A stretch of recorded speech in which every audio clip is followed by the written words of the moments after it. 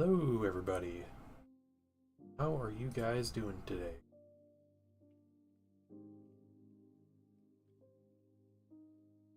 Dealing with Twitch nonsense. So, it's really frustrating. Anyway, we can go ahead and jump right into painting, though.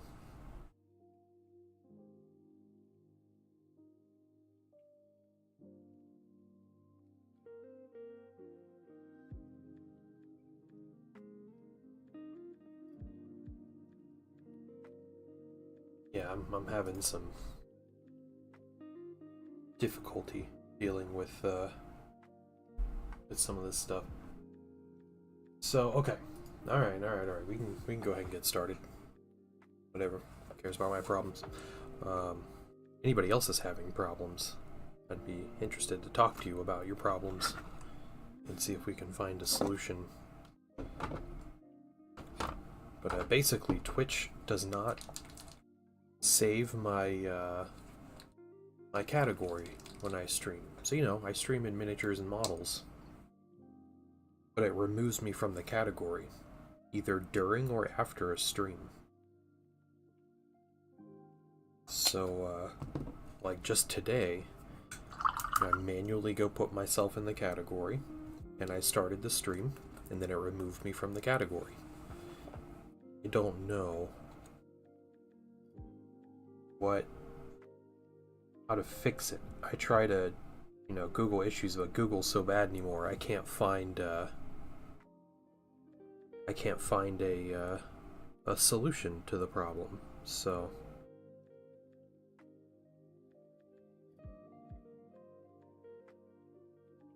stuck in the intro screen long?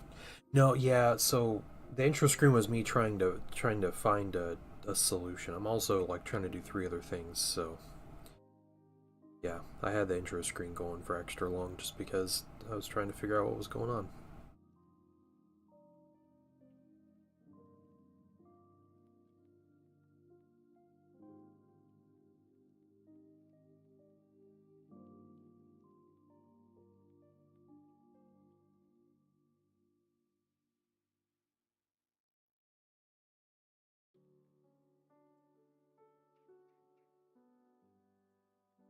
So yeah, we're just gonna get back to painting, and hopefully, I'm gonna be watching the category. You guys, let me know if I'm not in the category anymore. I'm not in the miniatures and models category, because it's been very frustrating. It's been going on for weeks, and I don't know why. All of a sudden, they just start removing me from the category. One of the things I was reading is that you'll get removed from a category if you're not doing something relevant to the category, but I'm literally doing what the category is made for. So, that's pretty well. Okay.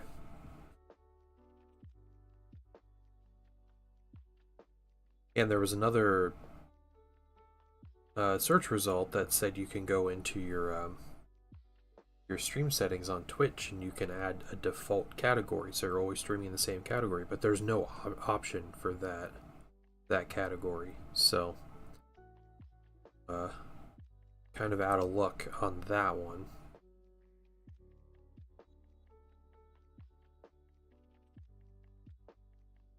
Alright, well, anyway, how are you guys today? Welcome into stream. Happy Wednesday, everybody.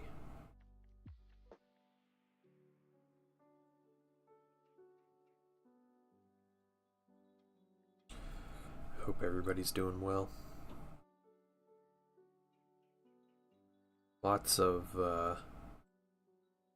40K news to talk about.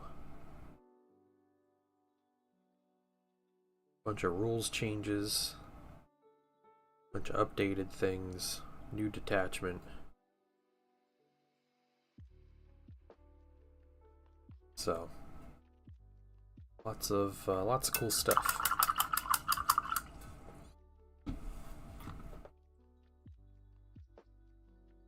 Even Custodes got some change. Blockers mess with stream freezing, really?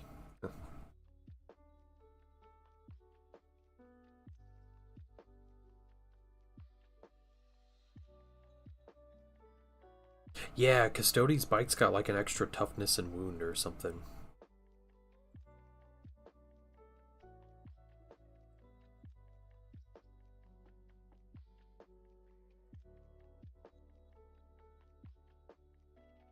Yep, my Ultramarines got the best changes though, so I'm excited about that.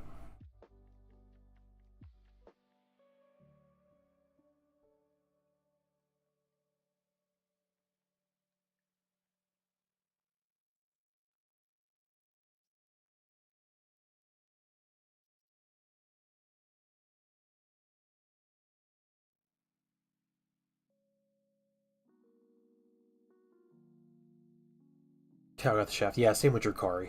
Yep, Cow and Drukari got a bunch of nerfs.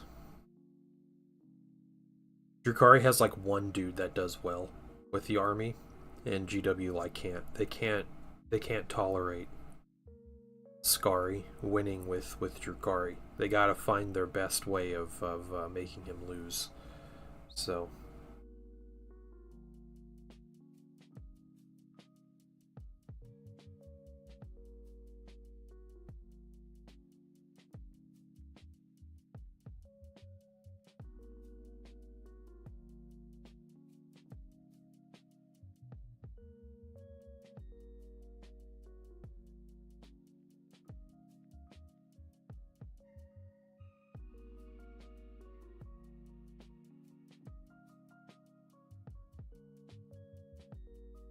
whatever. I'm an Ultramarines player now, not a Xenos player.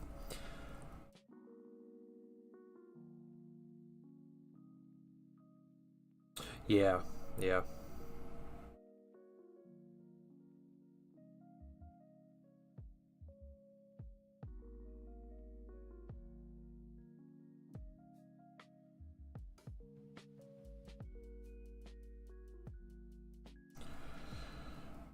Yeah, Skari will make it work. That's true. Yeah, he'll still keep winning, and Drukari will still keep getting nerfs. They'll have a 10% win rate, and those 10% wins will be all Skari, and he'll win a tournament with the 10% win rate of the overall faction of the 5 people playing Drukari, and they'll still nerf him.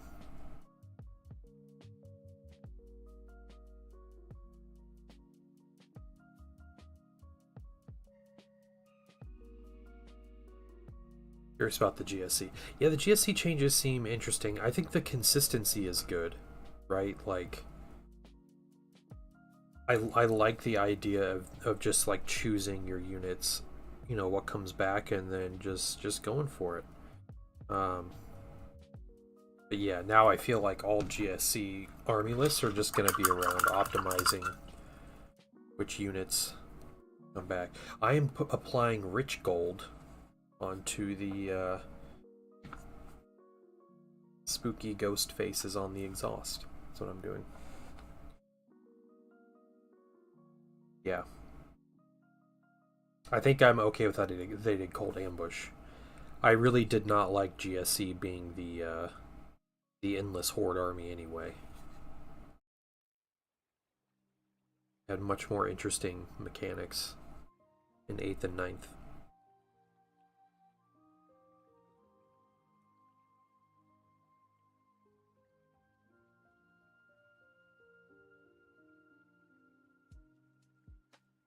It was sort of as yellow contrast. Dude, I can't get my color balance right. Like, I put it back to all the settings that it was on before, and like nothing is correct. I'm so tired of adjusting and dealing with cameras.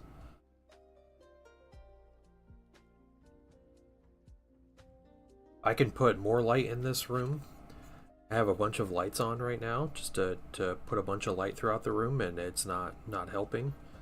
Um, I dimmed down the lights over the desk. I put my settings back to where they were. It's like the colors are off and the focus is off, and You know, I would think that it's because, you know, like when you zoom in all the way, like, you know, you get like a lower resolution because you're not creating more pixels, right? But I'm not zoomed in all the way. Yeah, I put my camera settings back on OBS to what they were. Yeah, and it's still everything is off. So it's exhausting dealing with, you know, not only not never being able to get my camera in a decent place, but like Twitch and its goofy category thing where it just keeps removing me from the category. And so, you know, I don't even know if yesterday if I was streaming with in the right category, or if I just wasn't in a category yesterday because, you know, that's a thing that Twitch started doing, and I can't find an answer to it, and you know, because nobody else in the world has that problem except for me. And the only thing that might be a reason why they're doing it is because they said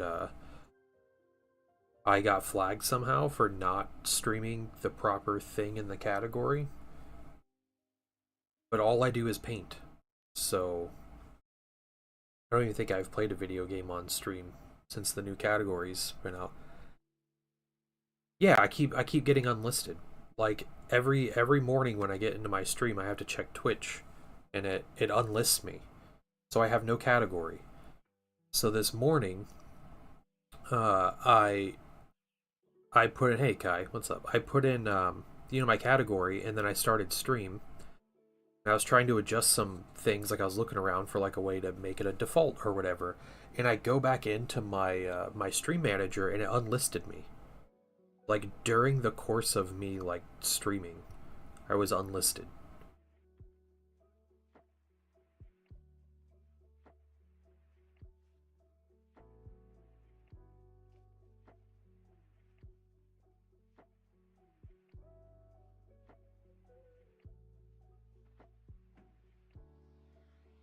Yeah, so it's been really frustrating.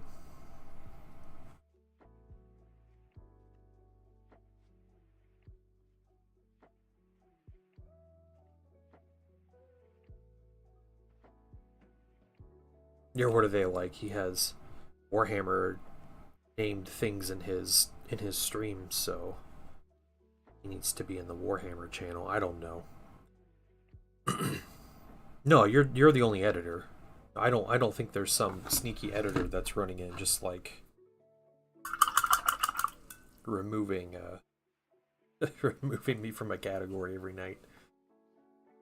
This is a Forge Fiend, and we have two of them.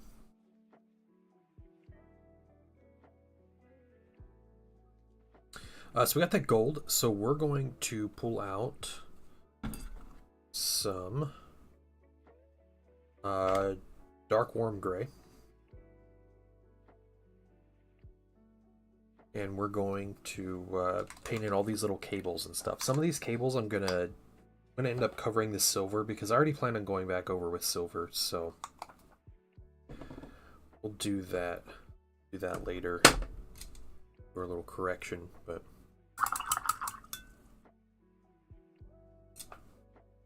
yeah, and I found you know, like Google has the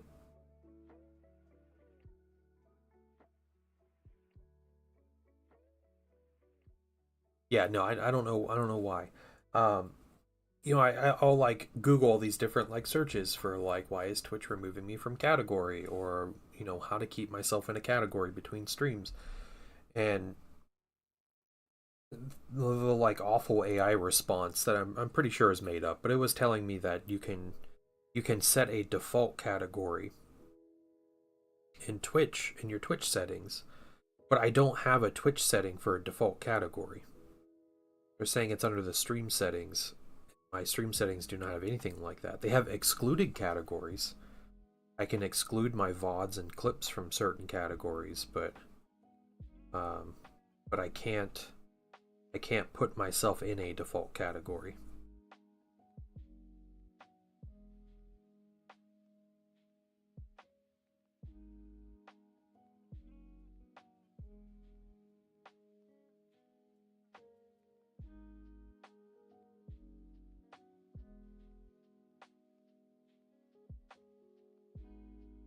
So thank you, Archaic Hammer. Thank you.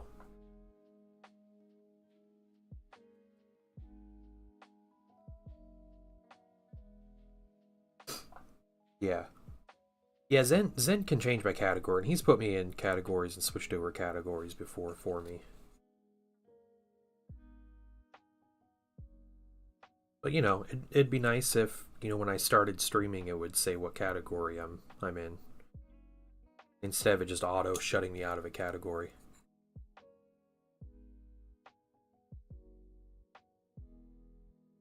I don't know. That sounds too optimistic, Zen.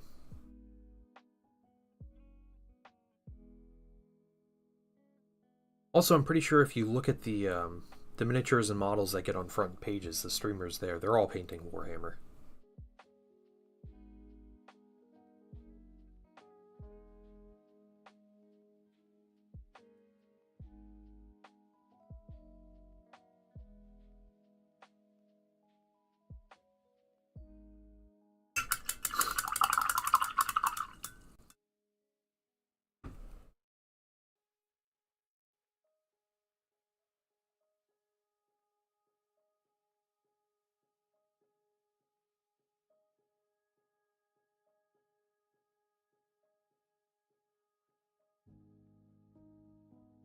Battle Flash looking good. Yeah, thanks. Thanks.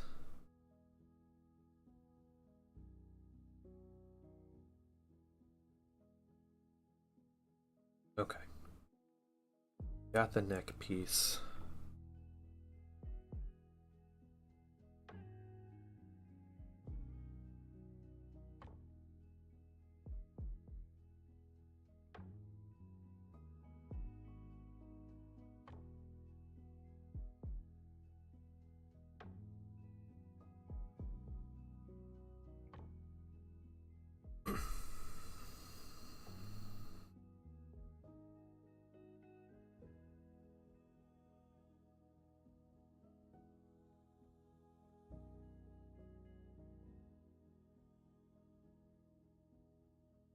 Just really frustrating overall, all the different little things.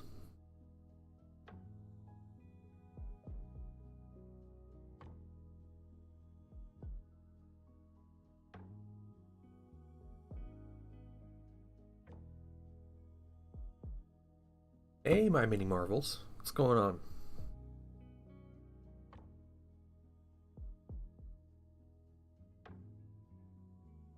No music. It's playing.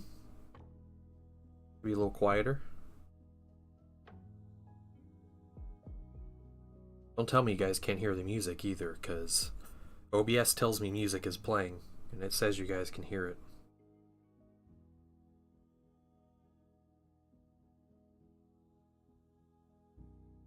What? You can hear... Okay, okay. Raja hears it.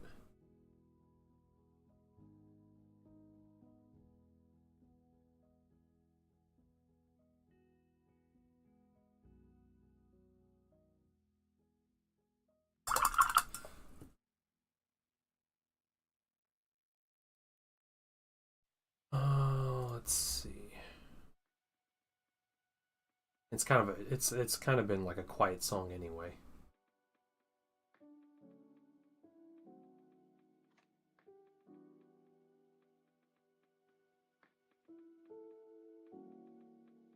We'll turn up a little bit.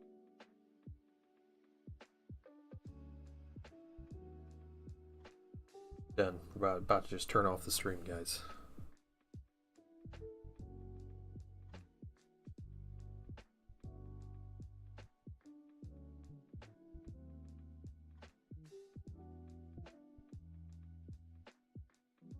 Hey, welcome. Is that French-tastic? How you doing? OBS says I can hear it? Yeah.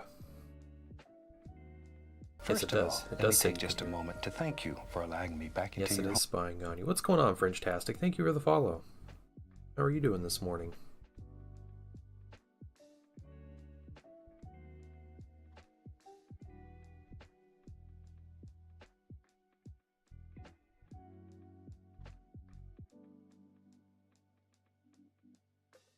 Yeah, I'm doing alright. Frustrated with Twitch, but otherwise okay. Happy to be painting these minis today.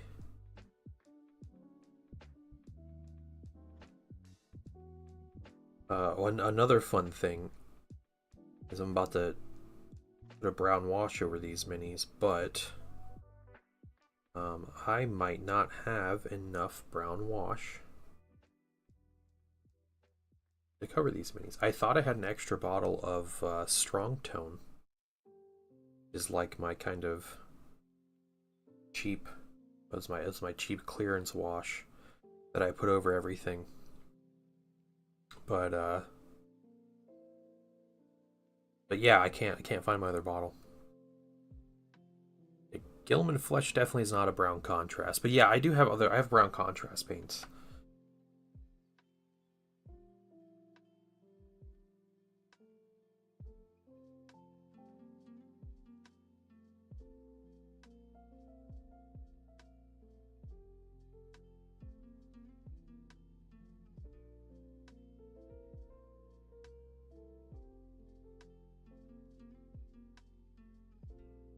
I have very little Agrax, or did I get a new bottle? Let me see.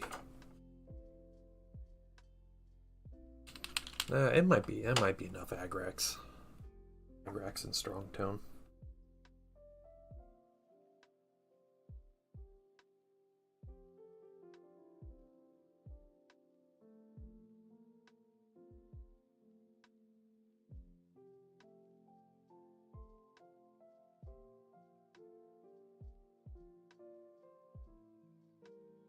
We'll see.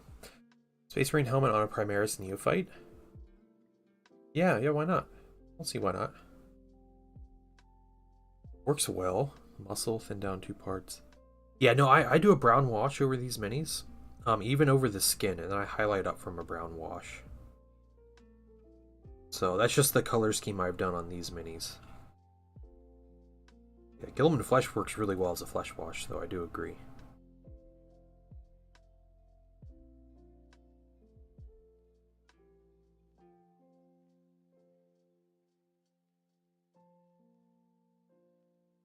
If I need to find ways to cut corners, start substituting washes. Might be. I think that's all. Oh no, I take the claws. I'll come back and get the claws on these guys because they're going to be dark warm gray as well. It's sick. Yeah, what's funny is Painting Wife is homesick today, so she just has lost her voice. So she's got a cough. Hey, Frank M, what's going on?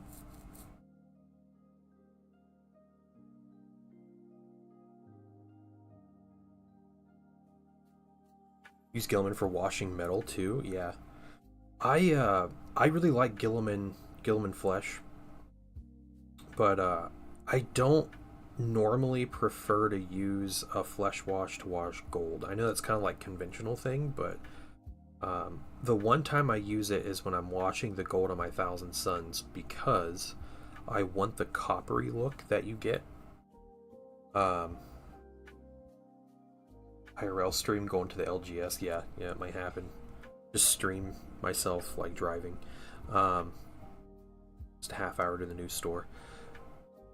But yeah, otherwise I don't usually like to use flesh washes on gold because yeah, I think it makes them look too reddish, and to me I don't prefer that tone of gold. Zerker Bloodshade is a neat color. Okay. Doesn't sound like a GW color.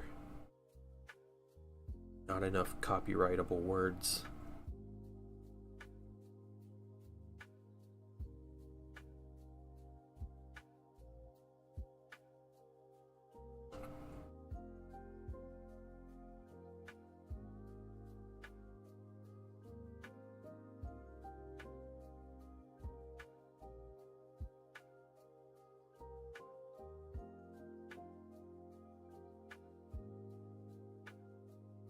Corn flesh, okay.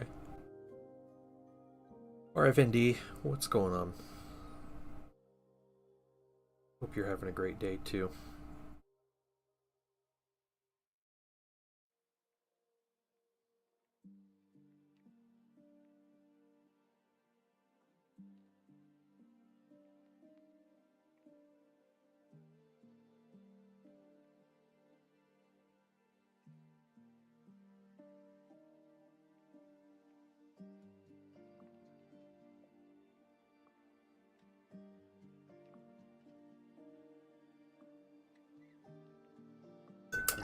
silver on those.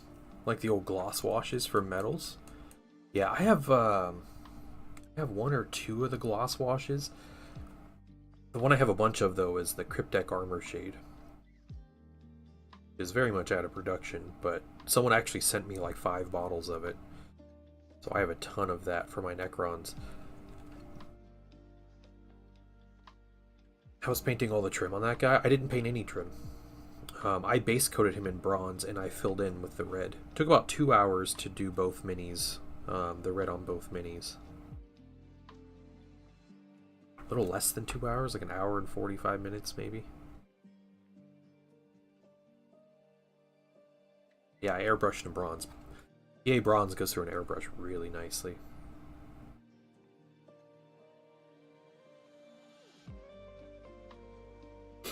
Canoptek armor. Brass and gold highlight. Yeah, yeah. No, it's definitely the most time-consuming part of this so far, but we'll see. Because I'm supposed to go over all this gold with, or bronze with a verdigris paint. So we'll get that.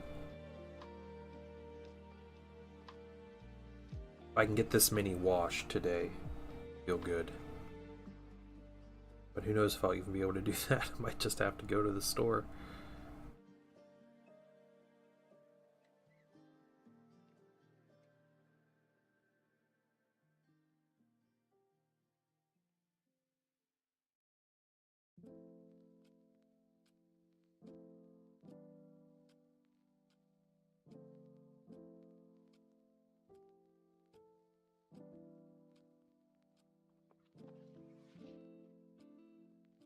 Color red is that? This is Burnt Red by Pearl Crow.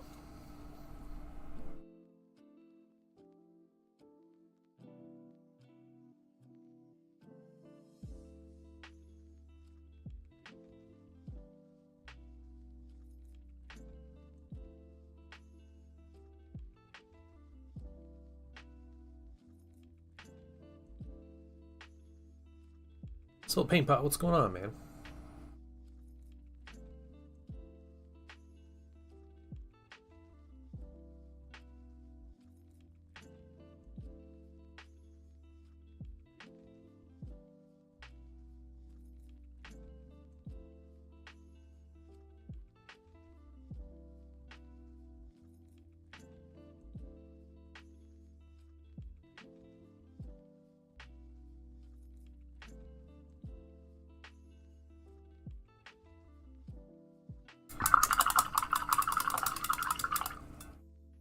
We're all sick here in Ohio. Yeah, I'm pretty much.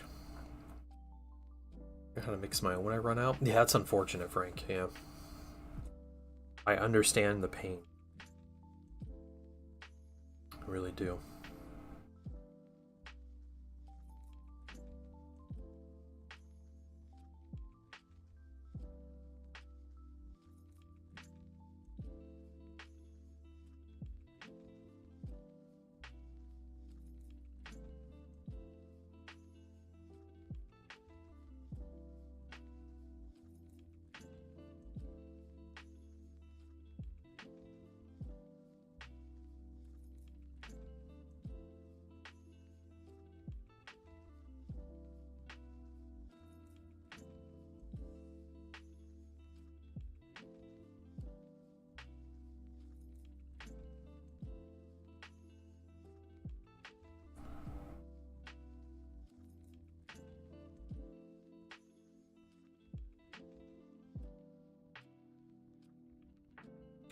Good looking sculpt. Yeah, oh, thank you. I appreciate that. It's just doing the typical World Eaters stuff that I've been painting, so. It's a very cool looking sculpt. These demon engines are one of the big reasons why I would never collect a Chaos Space Marine army for 40k. Just because there's so much like random things all over these minis, not to mention the metric ton of trim that they have, their armor and all that stuff. So if they didn't have all the trim, it'd probably be a lot better. they're just like non-stop. Oh yeah, they would look super good in Thousand Suns Blue. All of those Chaos Space Marine minis would look good in Thousand Suns colors. But can you imagine how much time that would take? To announce models you're interested in? Yeah, probably the newly announced mini that I'm most interested in right now is the for the Horus Heresy, the Malkador Infernus. I want a giant, super heavy flamethrower tank that looks like a was a Churchill crocodile. I think is what that is. It's reminiscent. You have 3 of these to paint. Oh man, yeah. Mutilith looks like fun to paint. It also looks like it'd take a million years to paint, but Mutilith looks like fun.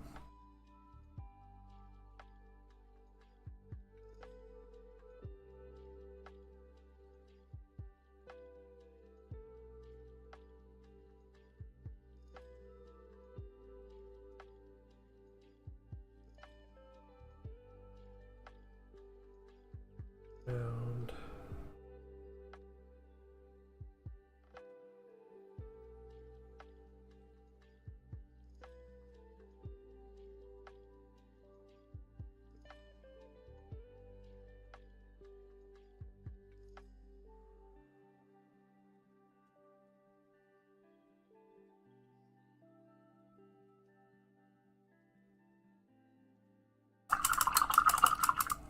less time than a squad of rubrics. The Mutilith, you think? Yeah.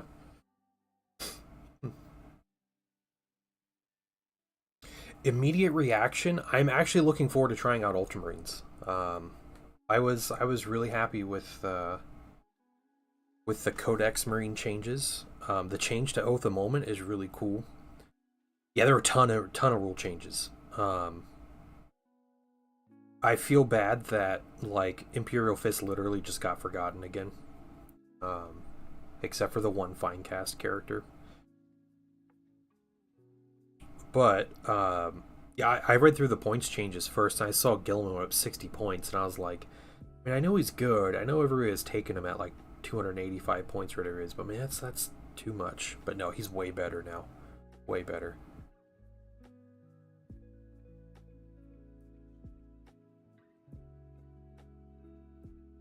If you play Chaos Space Marines, you're not getting anything good out of it. I'll just tell you that right now. So this was not the update for Chaos Space Marines.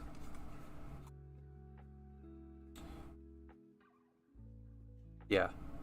Well, and when I first read those, I was like, oh, well, it's just the old, like, resin characters that got upgrades, because I didn't see, like, Adrax Agatone or whatever. But then there's, like, Kayvon Shrike got rules, and the White Scars dude got rules, and they're both Primaris. I don't know, is Pedro Cantor Primaris? I don't know if he is or not, but I was like, well, that's lame. Pedro got a rules update, so a lot of the Codex compliant characters that are not Ultramarines, they got a new ability. It's like Inspiring Presence or something. And okay. What it is, each of those characters, based on like their chapter, they target a specific unit or two, and those units basically get extra OC. So, for example, was it Darnith Lysander, the Imperial Fist guy? He gives extra OC to Terminator units in your army.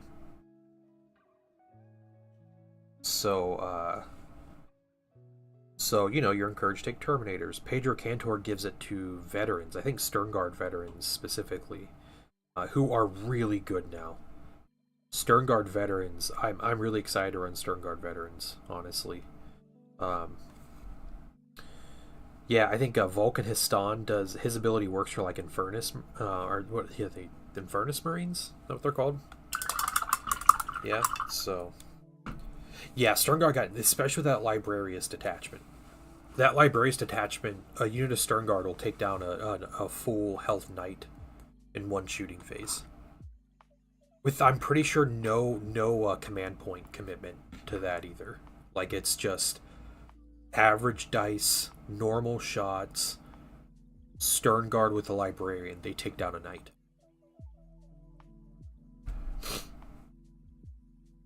Yeah, the Infernus profile going up. I'm excited to maybe try some Infernus Marines, because, you know, I've had my squad painted for a while, and I really like them. Yeah. Hey, Kai, that's really cool, though. You know, Tyranids are really cool. I love seeing a good-looking Tyranid army. And I would also love to have a Tyranid army. It's just I don't want to paint Tyranids right now. I just painted a bunch of Tyranids. It's always like Tyranids are always like the always the bridesmaid kind of thing. Like they're always my second choice of an army I want. I'm not going to collect my second choice of an army I want, right? The army I want is the army I want. So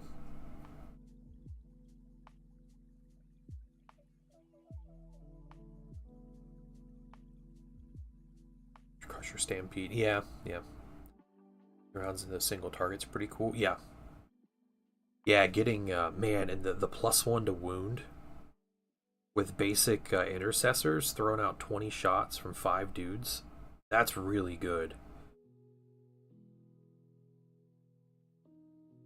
Yeah, Space Marines got some punch. Heavy intercessors going to damage 2. That's really big. So they actually have like a heavier weapon. And then again, +1 to wound. So wounding normal Space Marines on 2s with heavy intercessors is pretty crazy. Hitting on 2s, wounding on 2s.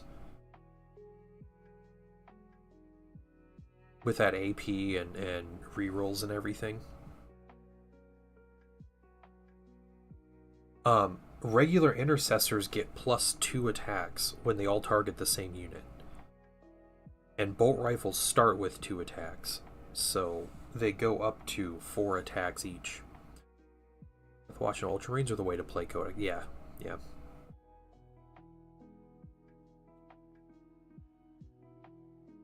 Yeah, I'm really excited to mess around with like Gilliman lists and just taking a bunch of infantry. You know, not whatever the current meta was. I want to try out the Librarian detachment. I have 3 Librarians. One of them is Tigurius, and then I have a Gravis, it's a Terminator and a Phobos Librarian. But if this detachment's fun, I might consider getting more. I think Tigurius can join Sternguard, and if he can, that is insane. Because Tigurius has always been a monster on the board. Like, he's really strong anyway. So being able to give him the Librarian buffs and sticking him with Sternguard.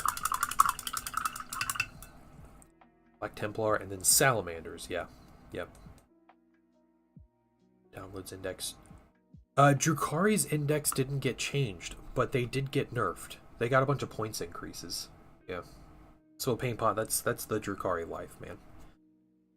They've had a terrible win rate, but Skari is doing really well with them, and so that's enough for GW to nerf them. They will not stop nerfing Drukari until Skari loses tournaments consistently. Points nerf? I love the picture of the Space Marine detachments and Imperial Fist Librarian. Yeah.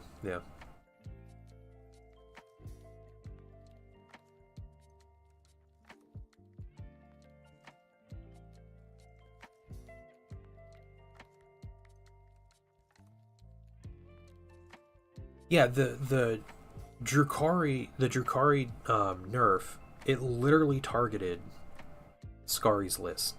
Like, Grotesque Scourges, a Void Raven Bomber that no one brings except for him. Like, it was literally like, hey, look at this guy. He won 2 tournaments. Like, don't let him do it again.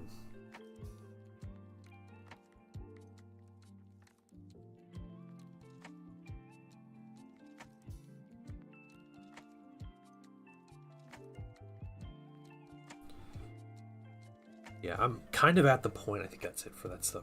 Kind of at the point with, like, Drukari is just... when their Sky Splinter detachment came out, it was really cool. It was playing like Drukari play, you know, like transports, disembarking, like all these cool like little things they did. It was a lot of fun. But then they just get all these nerfs and stuff, and then they end up being like a one-dimensional army, and that's what they've been for like 3 or 4 editions now. Drop my paint bottle. They're just very boring.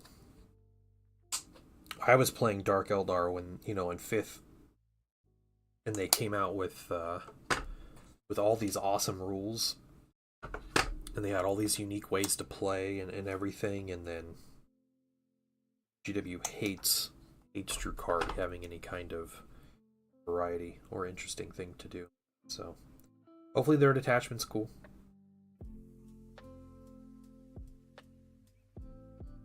Yeah, they were like way... Well, yeah, they were like super good in 9th edition. Even then, their 9th edition codex, it took out units. Drukhari hasn't had one new unit added since 5th edition.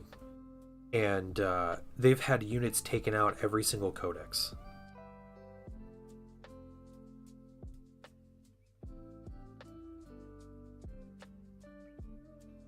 So every edition they have lost units. And not gained a single new one. Eldar before Dark Eldar were a thing. Still haven't played. Just working my way. About 35 years. Yeah, you got time. You got time, JD. What's going on, man?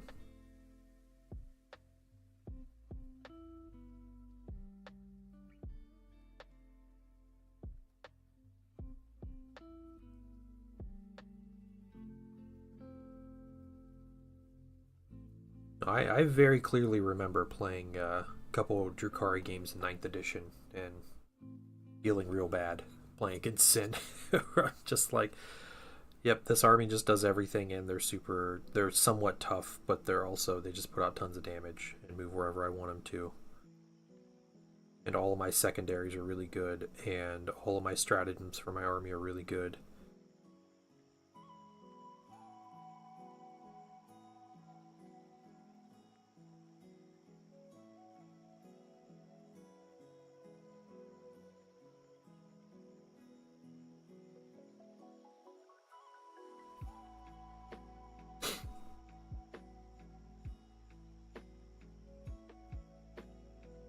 Yeah, Aslan, I think you're right. Yeah, I think they'll get Plastic Grotesque and a Plastic Urian Rakarth. That's what they're going to get, and everything else is going to be taken away. Everything else that's resin.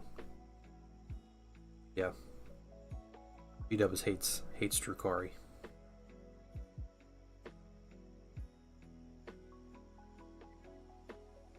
Okay, cool. Final parts on him. Now that Eldar got rid of the resin models, Drukhari are the most neglected army. Not... I don't know, let's see. Eldar has... like, they're getting all their old minis updated. Anything Catachin is, for the most part, super old. Do Tyranids still have old minis? I can't think of an old mini...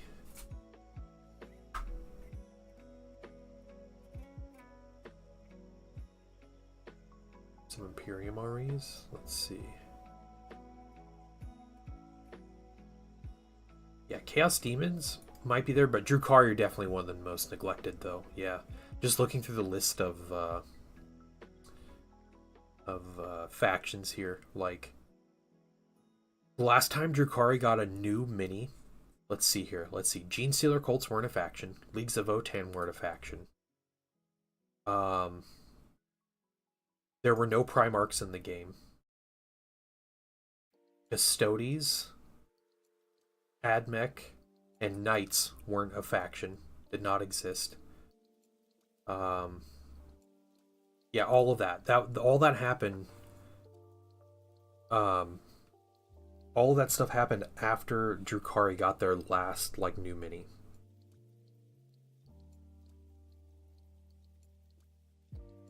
Which is crazy, though, because I still think Drukhari are one of the best looking miniature lines that they sell. Yeah, it's always like a personal preference thing, but the Drukhari minis look amazing. They're just so neglected.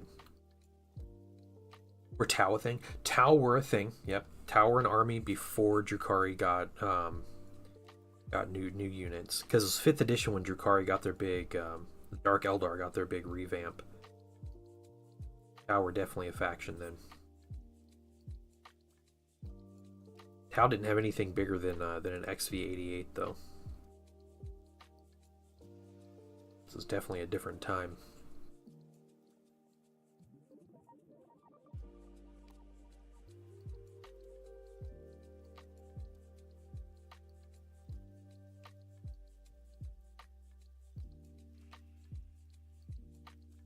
Yeah, no, Aslan. Those were all units that already existed.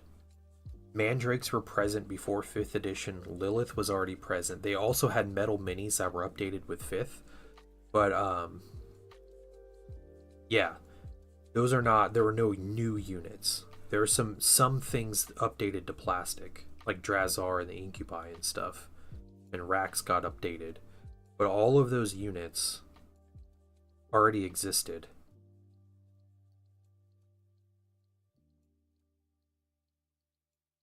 Yeah, they're probably the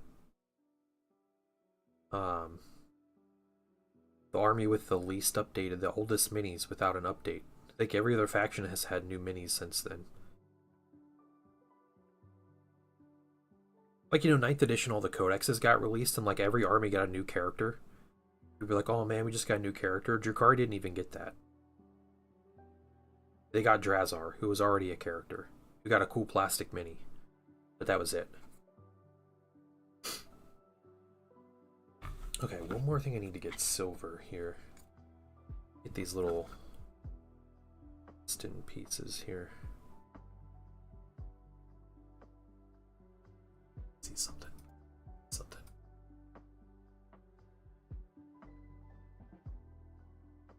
I didn't get delisted yet. My category. It's nice.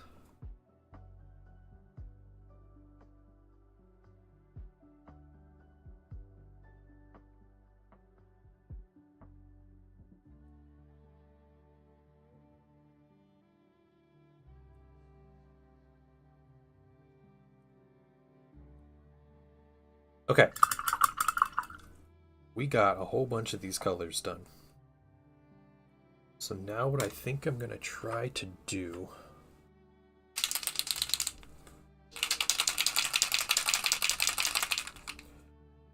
I'm just going to grab both of these. I think I'm just going to mix them and use that as my wash. These are both pretty close to being empty. Down there, and then can't see this level on here. See, oh, there's other languages. Look at these huge labels. This is where their whole budget went. Giant labels. Oh yeah, that's almost out too. Yeah. Alright. Well, here's what we're gonna do.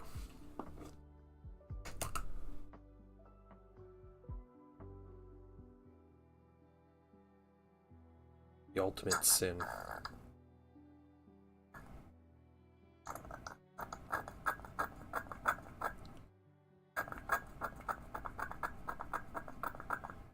Yeah, like new things, not just updated things.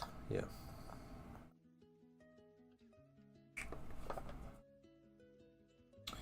I hope that's not the last of my strong tone, because this paint was so cheap.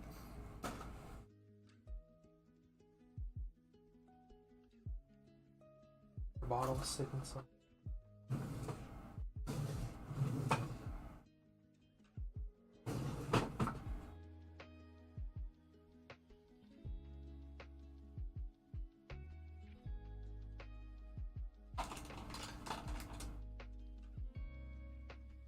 Might be it. Alright. Off to work? Alright. Alright, Frank. You have it going. Yeah, Tyranid Warriors are third. Oh my gosh, those old Tyranid Warrior minis. Trying to find enjoyment with the Lion. Have a 2 damage sweep. Will they change it back and make it? Yeah. Yeah, Lion's really good right now. Dark Angel's got some good buffs. Hopefully the what is it, the are they Dreadwing? Is that what they're called? I can't remember what they're called, but Ravenwing, that's what they are. Ravenwing.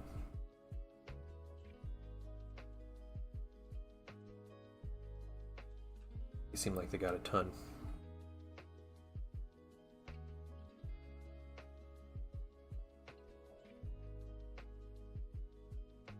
Alright, we're trying to make this work.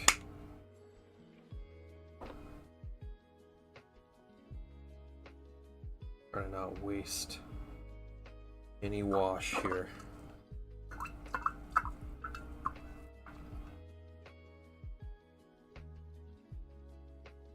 What I'm gonna do is use a big brush. This big guy right here. Bigger. No, they're both 6. Those are the same brush. This one's better for wash, though. Or I can use a giant brush.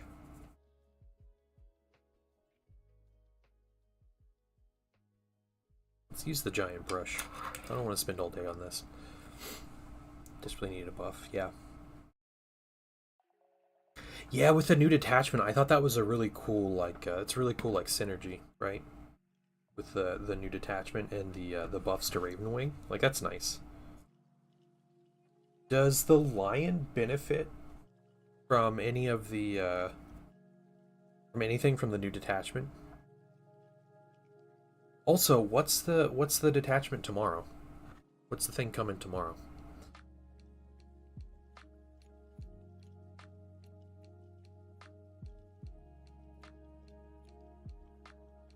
I didn't even like read the Space Marine article to see what was coming.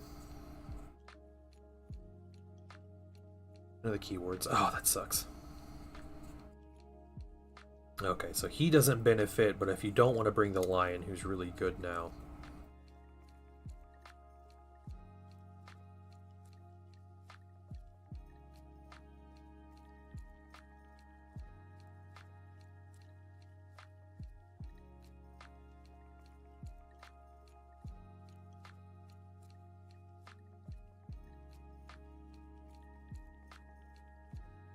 You know what? I totally forgot to do something.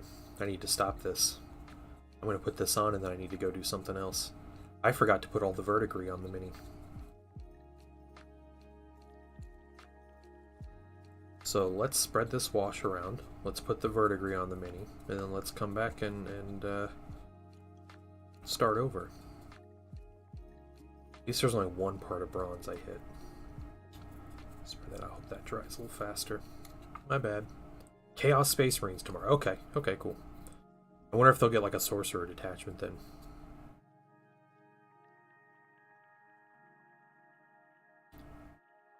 Please no.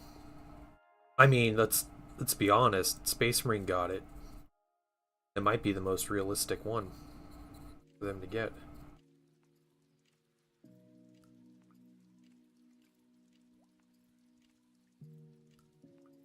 Okay. Use what washes on our brush here.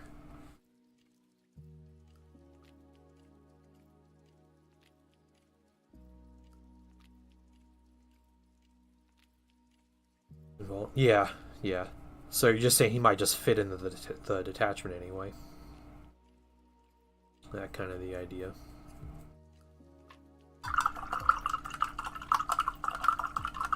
Flying mounted. Isn't that the real Space Raiders though, or is that just like transports? Yeah, the new detachment's the Librarius Conclave. Yeah, the new Space Marine one, which I am actually curious to try out.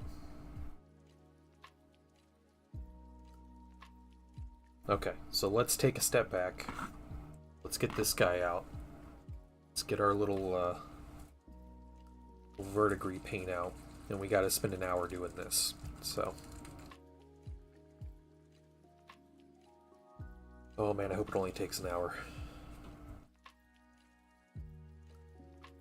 In the meantime, I'm going to put our brown wash back and take it out of the wet palette here.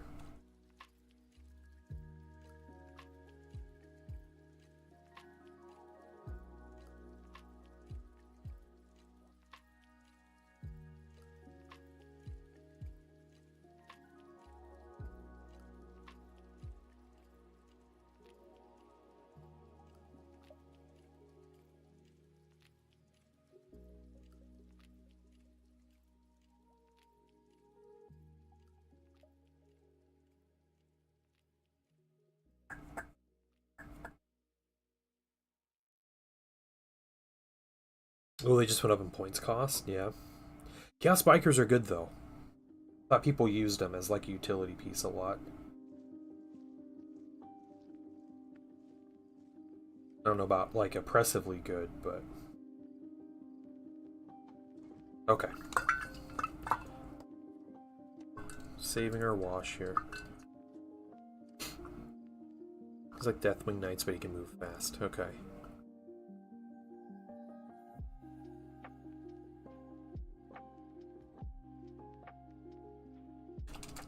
Alright. Verdigris time. Get a bunch of this stuff out.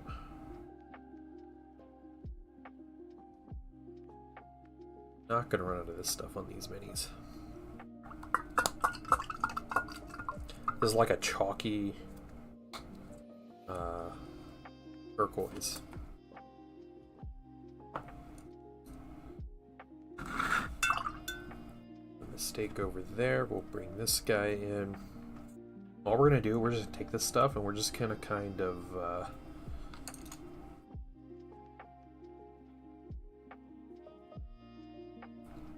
slop it around all the bronze. We can put this on a little heavier because the wash is going to hide most of it. What you're going to end up seeing is little bits of it coming through the wash after the wash and dry brush. So we don't have to worry about applying it light. And another bonus, if we make some mistakes and we get it on areas like the red or the skin, it should only be in like the recessed areas, and again, that's something the wash will cover. So I found this brown wash covers this verdigris paint really well, for good or for ill. This is how thin it actually is. So I did not have to thin this this verdigris at all. It acts almost like a chalky wash.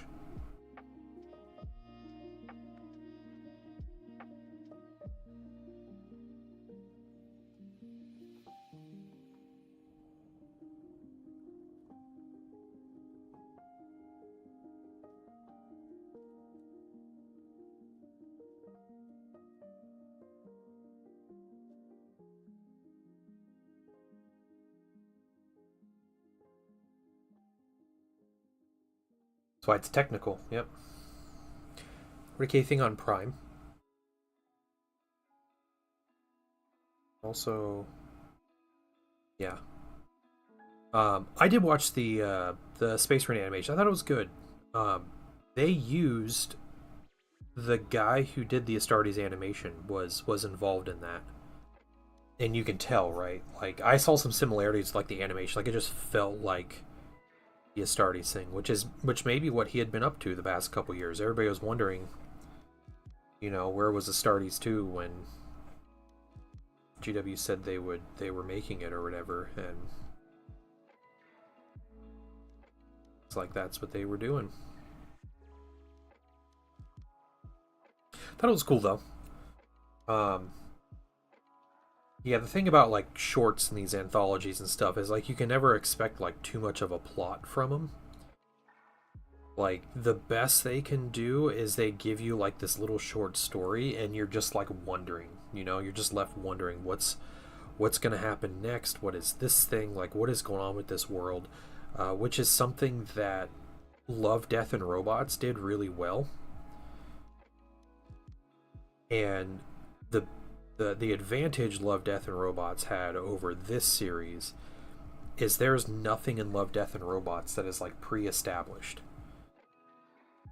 So, you know, we're watching this Space Marine animation and you can't just like make up a bunch of stuff and like leave people guessing of, you know, like, you know, what is this world, what is this place, because as like Warhammer fans, we already know what all this stuff means.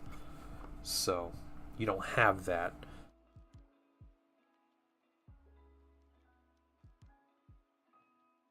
Yeah, Zen, I think you're right with that. They're kind of like trailers for their respective games. Yeah, that's probably the best way to look at it.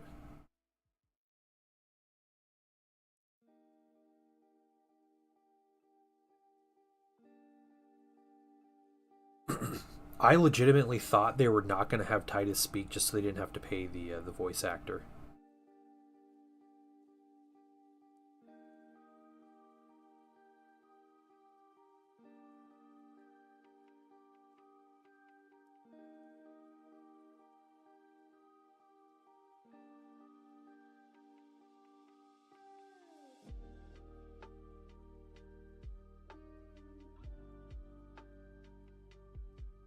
I only watched a couple. I watched the Pac-Man one was. I bet it was. I watched the D&D one. I watched the what was it? The Armored Core or whatever one. But I haven't watched it, and then the Space Marine one. But I haven't watched any of the others.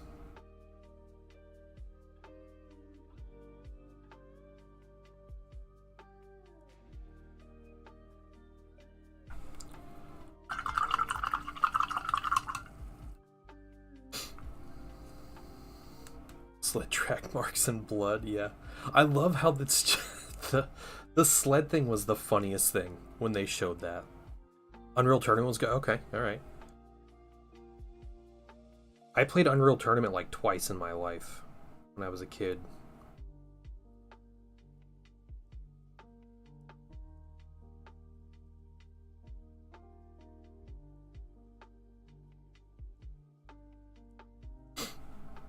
I don't even know what Sifu is.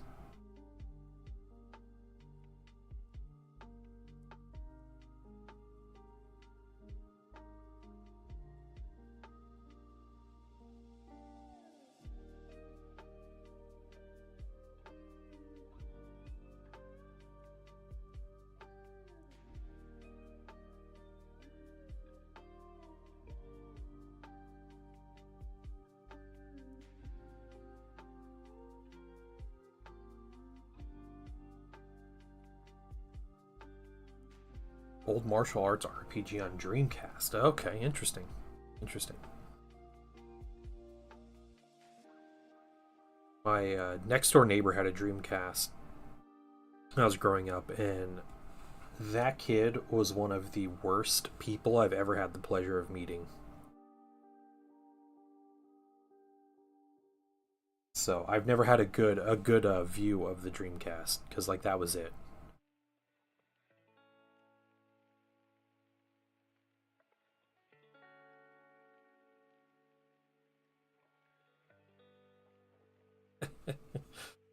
New World Short was boring.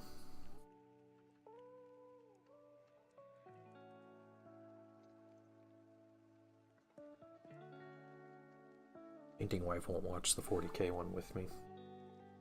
Told her she's gonna be watching 40k shows soon enough.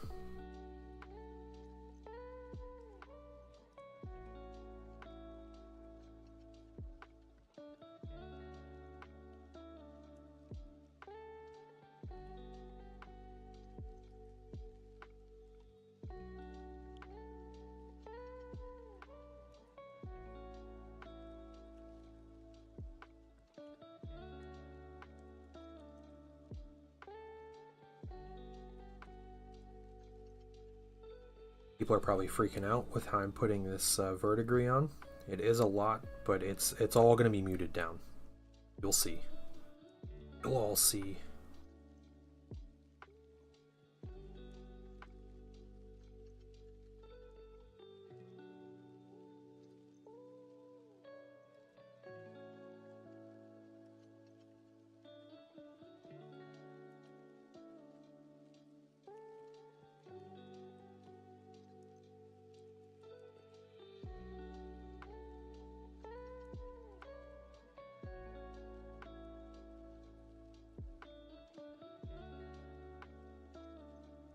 Okay.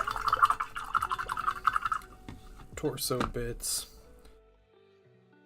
Entirely wiped and reworked recently to attract new players. Yep. Yeah, Henry Cavill's show is greenlit, so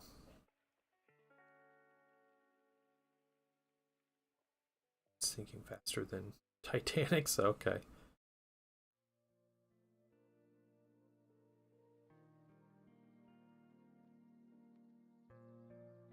Yeah, Hetzer, I get that. Yeah. It's like every I think it's a bit of like, I don't know. I remember meeting someone or talking to someone. This was so long ago. And the guy had this big complaint about like how he hates movies because he says you watch a movie, he's like no one ever stops and eats dinner in the movies. Like you never see people eat. And I was like you think about that and you're like, yeah, that's right, but like who wants to watch that in a movie unless you're watching Brad Pitt apparently because he is constantly eating in every movie he's in. But like we don't see the boring like everyday stories. And like there's no drama to just watching like the everyday, like Space Marines go in and they clean house like they do 99% of the time. Like that's not a compelling story compared to, they're going on this mission, they know it's going to be rough, but then like, two of the four of them die. And it's like completely not what they expect, right? That's why phones aren't in movies either. Yeah, yeah. He had blue milk that one time. Yeah, that's true. And he ate from his ration pack, his little like fish stick thing that he ate.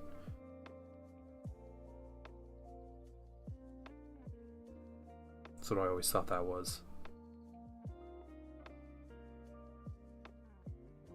I thought that was a real weird reason not to like movies, because they don't show you like the full 24-hour cycle of someone's day. So the biggest wargaming news is on the Painting Dad Discord server in the channel Wargaming News and Rumors and Leaks.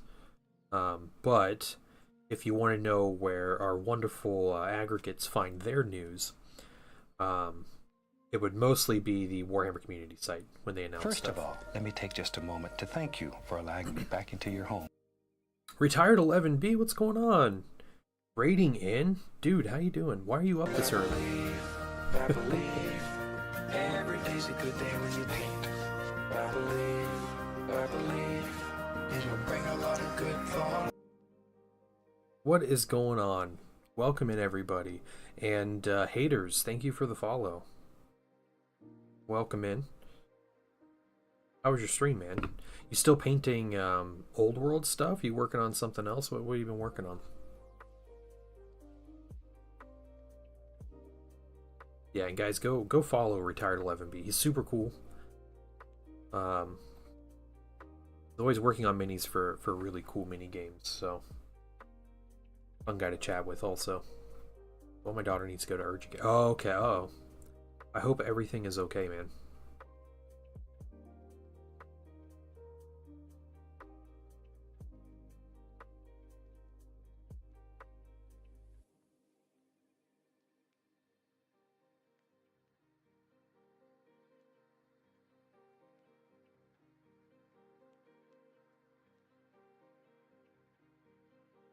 Yeah, RFND, lung butter. Oh, fun. Yeah, that's been going around, hasn't it? Uh, I am on like various like miniature related Discord servers,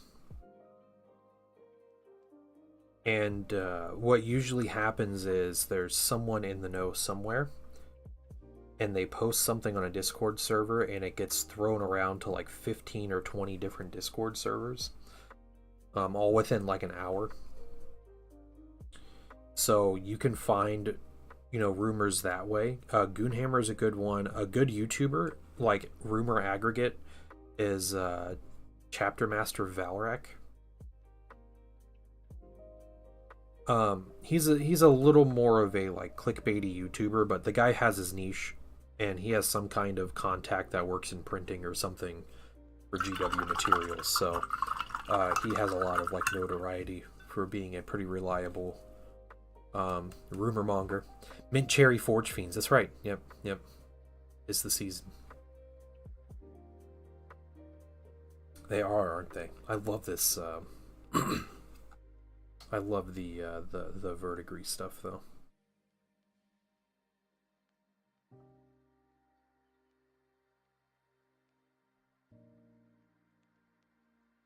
I have some gum, and it's like berry mint gum. but it like tastes like berry for like the first 20 seconds and it goes to like mint. The mint flavor isn't amazing, but it is really fun gum. The mint flavor is like very like eucalyptus. I'm not a big fan of. But I still chew that gum. Yeah, Auspex Tactics never sleeps. He's never one to like break rumors, but he is very quick about reporting on leaks and stuff. So yeah, if you want about as quick of information as you can get, Auspex Tactics is one. And also, if you need someone to fall asleep to, Auspex Tactics is another one. He makes a very good sleep aid with his like Google Slides and very calming and very monotone voice.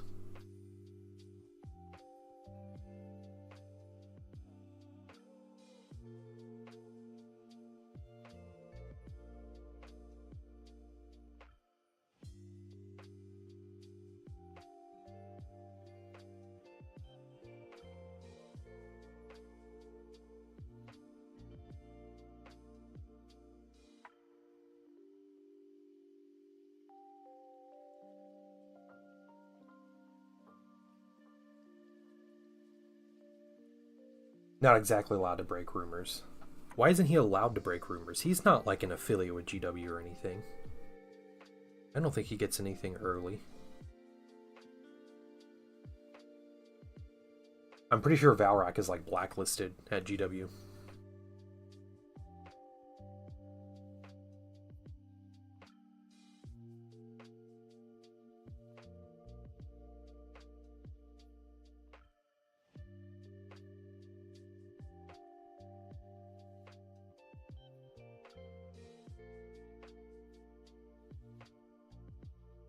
Only one who used Auspex Tactics to fall asleep, yeah.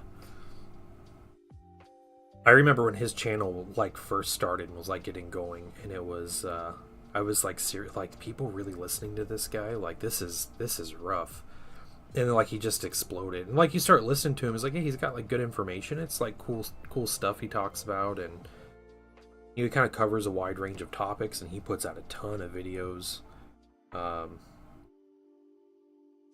So like that's cool.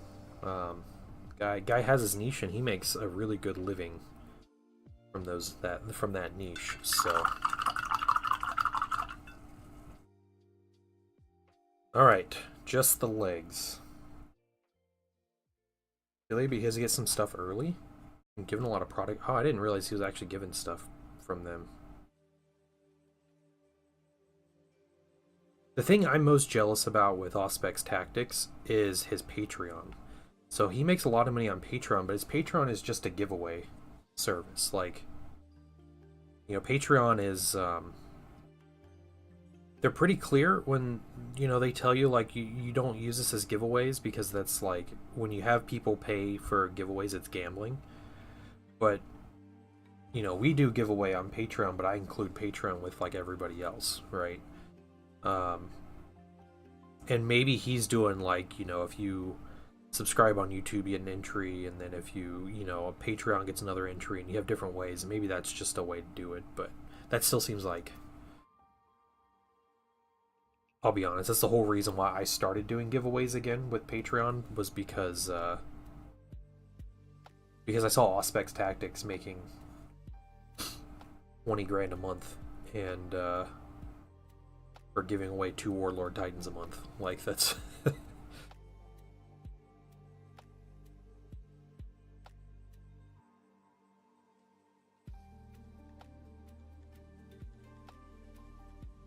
you heard it here first, guys.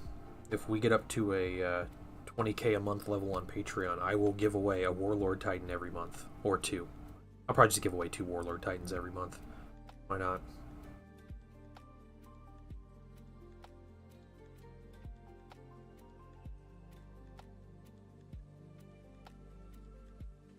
These are going to be World Eaters, actually. So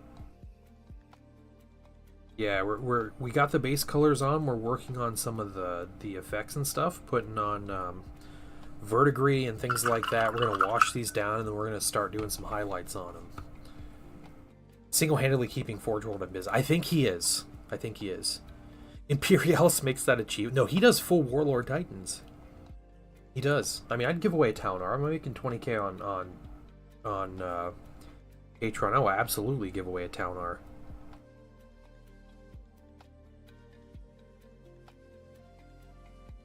Give away so much random expensive minis.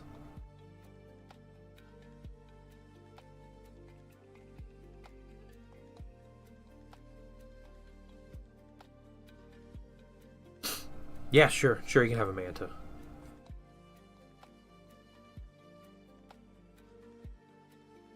I can get Navy Breachers now? Nice. I can win a Titan now? Yes. Well, not now. I mean, now if Patreon gets to 20k a month.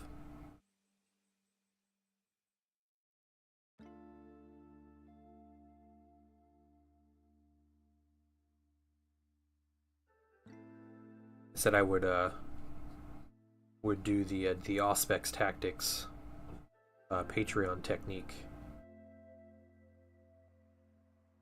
and make an insane monthly giveaway.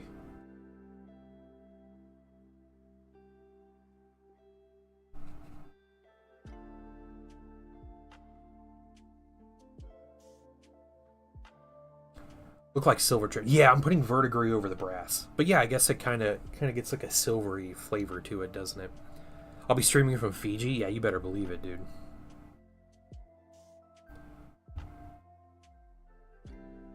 You get beach painting streams. That's what would happen. Any specific currency? I would prefer US dollars. Listen, if we get Canadian dollars, I might be able to start some giveaways of that caliber, but let me get Painting Wife to be able to retire first, all right, and then we'll start giving away Titans.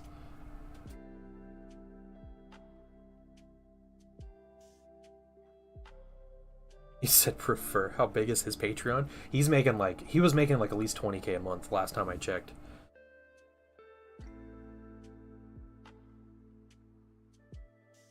Okay, so this verdigris is not as painful as I thought it would be to apply.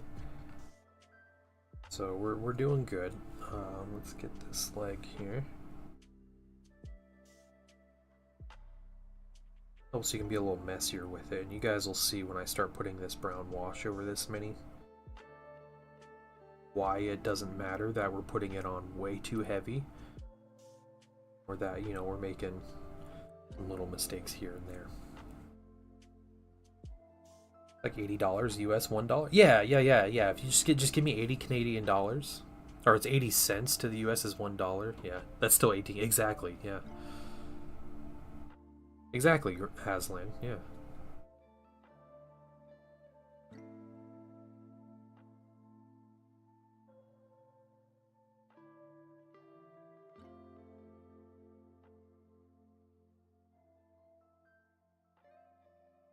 You know what I would do if my Patreon was that big? I would give away 2 Warlord Titans a month. Or just whatever crazy new sets come out, like just give away a bunch of them. And I would paint minis that I want to paint and probably give away a lot of minis and have fun painting new stuff. And just doing all that. Or maybe I would just end up having 50,000 points of painted Thousand Suns for my Heresy army. And I'd end up painting nothing else. I don't know. It'd be one of the two. One of the two. 20,000 yen a month. You know, at this point, I'll take 20,000 about anything a month. All right.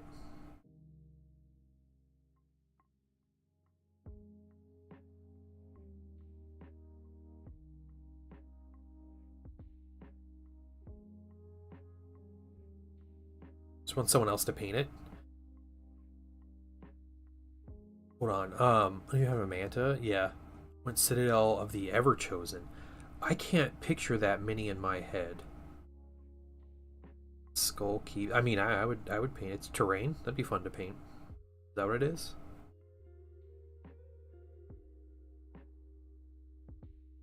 $20k minis per month? Yes. Please send me that. Yeah, send me that over the 20K a month because I'm pretty sure you gotta make sure it's a depth. It's I gotta be AdNec, so it's over 20,000 US dollars a month.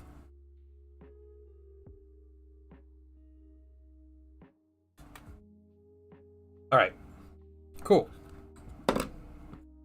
We're agree on number one finished. Let's get the second one.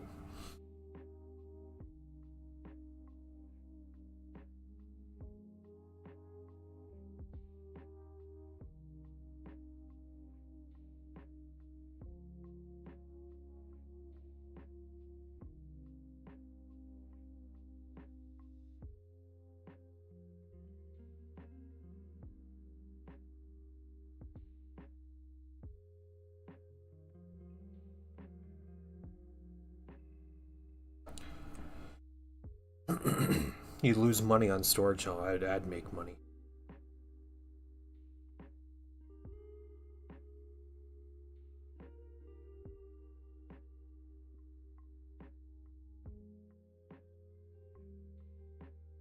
$20,000 points is a lot of minis, but miniature boxes don't take up a ton of space. Especially if you have like proper storage space for it, but you know, that stuff would obviously be sold, right?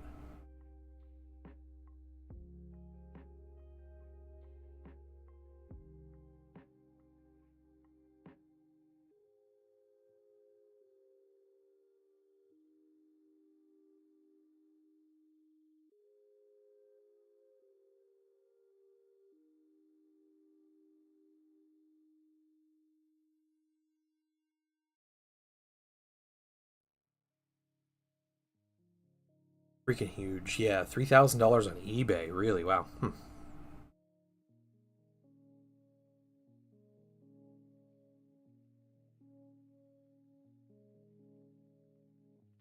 gonna need to look this thing up.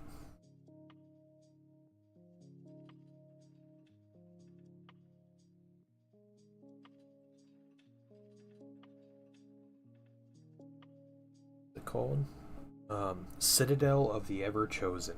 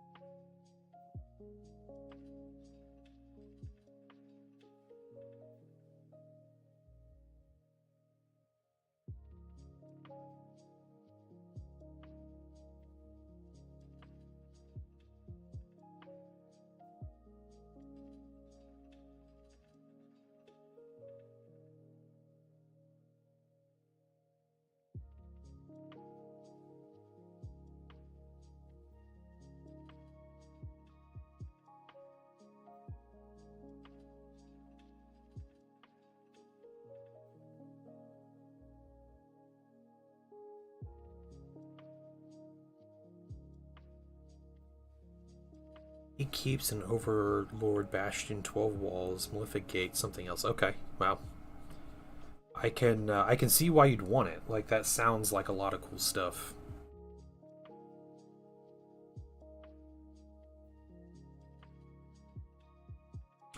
I really do like the look of GW Terrain. My biggest complaint about GW Terrain isn't so much the price, it's the fact that none of it makes sense for a normal board in 40K. Like if they were to make a really cool terrain set, but then there's also fear for this, but they were to make a really cool terrain set, and then they actually made it out of like here's the actual dimensions that you need for a table, and here we're selling the whole set, and it's like ruined buildings and there's like some scatter on the sprue with the leftover space and everything. But then what I see happening with that is that's going to morph into all your tables need to have the GW terrain and not your own. So I can see that issue coming about, but I would love a set of terrain that was like, here's a full, Strike Force size board of terrain with like the GW style to it. Right. Yeah. Tournament boards are kind of crap. But I think what the worst thing about tournament boards and layouts is that everybody tries to do it as cheaply as possible, which makes sense when you're hosting 200 people for a tournament. But you end up getting these really crappy, just like rectangle buildings. And just like rectangle buildings, everything else is flat. There's no interesting like dynamic features. There's no hills. There's no changes in elevation. Like it's all just like it's very gamey, right? Like you feel like you're playing a board game.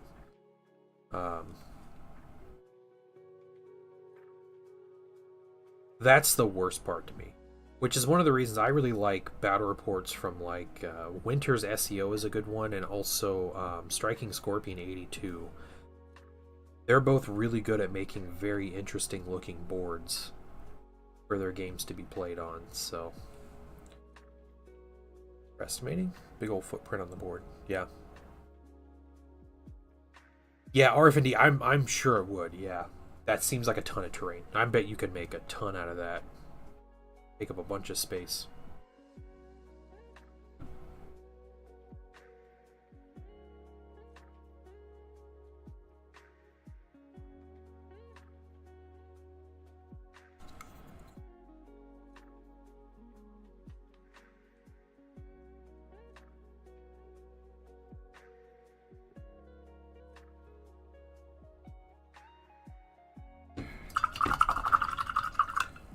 Keep going down.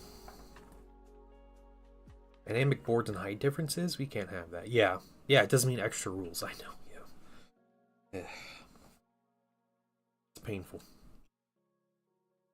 That was something funny about getting into like the old world. When it popped back up in a big thing, they're like, yeah, here's rules for hills. It's like, what? I don't remember this ever being a thing. What are hills? Been so long.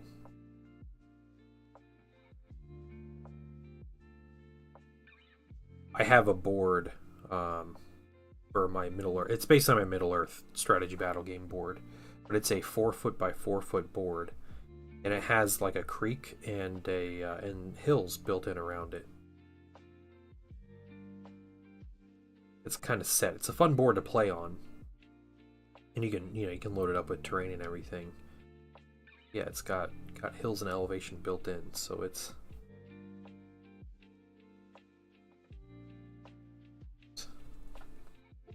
what about shooting enemy at lower? Yeah, yeah. It's called what is that called? Plunging fire, maybe.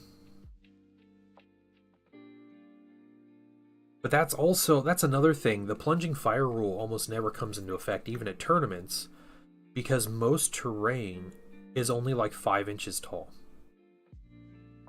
And you need to be like 6 inches above your opponent to use plunging fire. So most people don't need to know those rules, even though it was a really cool addition to the game, just because it's never gets used and it's never needed.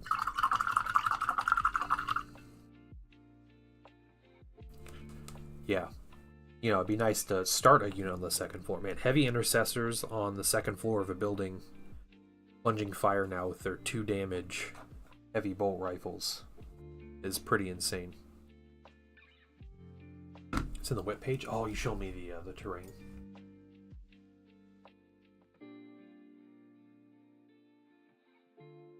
Oh, that's cool. All right. Yeah.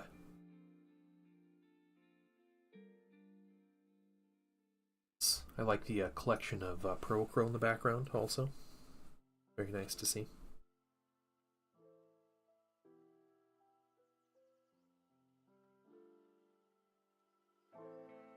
Almost done with this color.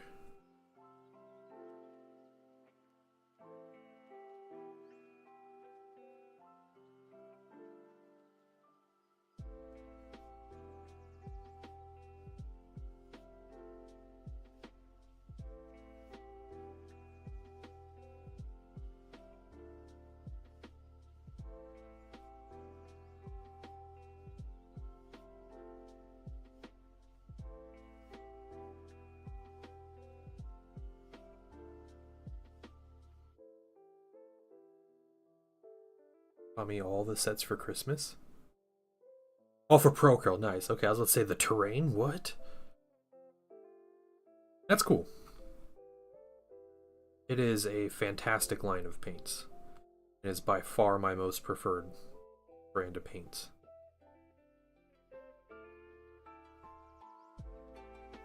They've been already previewing their next colors to come out, so...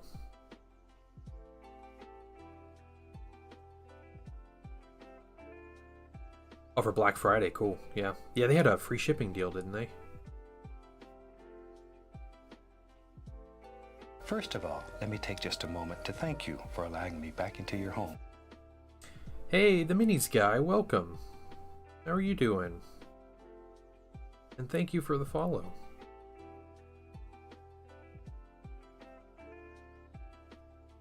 I feel like I'm actually in the category now, so people are actually finding my stream. Stupid Twitch.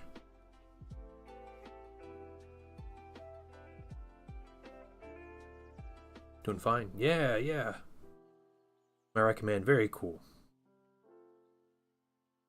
Well, great to hear, man. Yeah, I chill and paint. That's what I do. 4 days a week. So we're painting some Forgefiends and World Eaters colors. They look a little goofy now, but we're going to get some other colors on them and start making them look actually menacing. Where we are right now. I paint a lot of minis.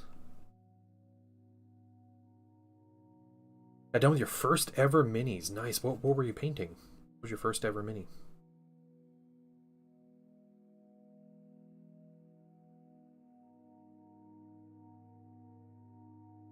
I love hearing about new people coming into the hobby. It's great. I feel like it's just about every day I stream, I meet someone who's new in the hobby, and it's always, you know, always wonderful to talk to people about how they got into it or what they're hoping and expecting, or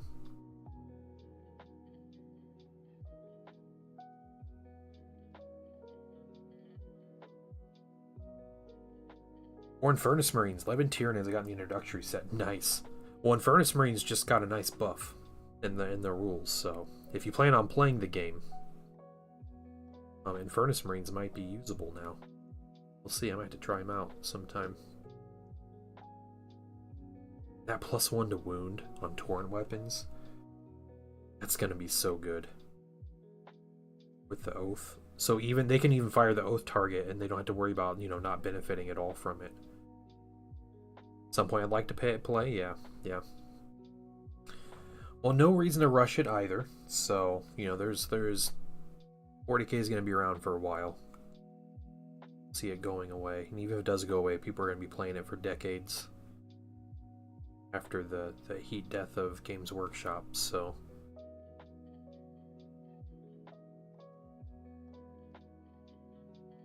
you thin your paints? It depends. So a lot of my Procurl paints, I put them in a wet palette. I don't thin them beyond that, though. This verdigris, I'm not thinning. It's almost like a wash consistency. I was just calling it like a chalky wash. Basically what this stuff is. So this doesn't get thinned. When I'm using other brands of paints, though, so especially GW, but things like Army Painter or Vallejo, those brands I will thin almost always. I'll thin them. They're just not the right consistency. They just don't flow right off the brush. What's crazy too is Procurl. I don't usually thin my Procurl paints, but they would be the ones most conducive to thinning. So, you know, they have the better pigment count to handle being thinned, unlike all these other paints that they already don't apply very well. Then it just compounds that issue.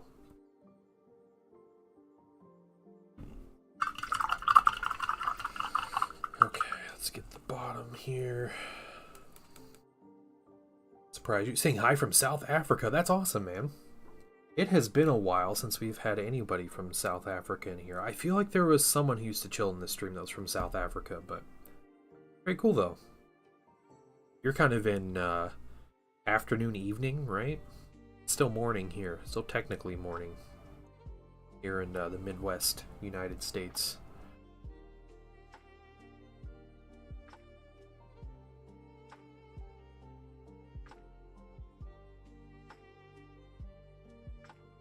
That is another amazing thing about streaming or just being present in these communities. You literally meet people from all over the world. Almost 7 p.m. Yeah.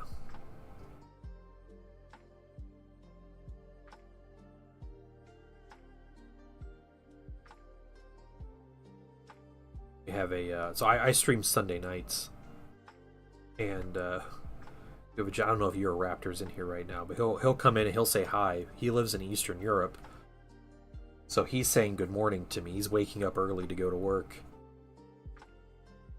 and getting his coffee in the morning. He turns on my stream. That's such a compliment though, like those kind of things.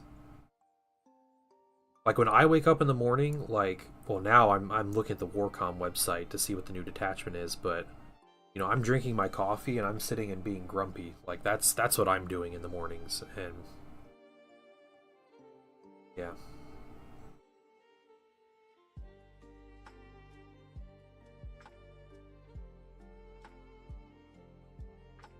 Last thing I'm thinking about is like saying hi to someone, or you know, least of all typing out saying hi to somebody.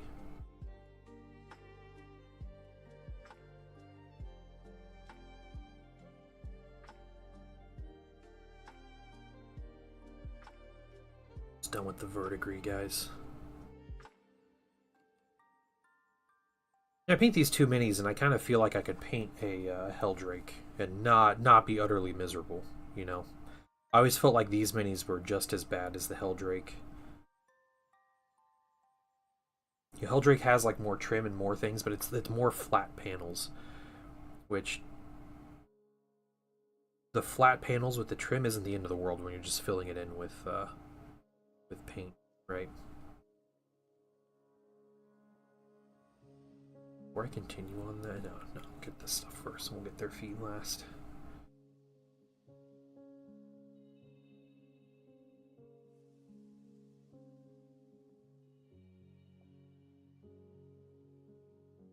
Go this way. You have food, clothes, house, and bed. Nothing could go worse. Yeah, yeah.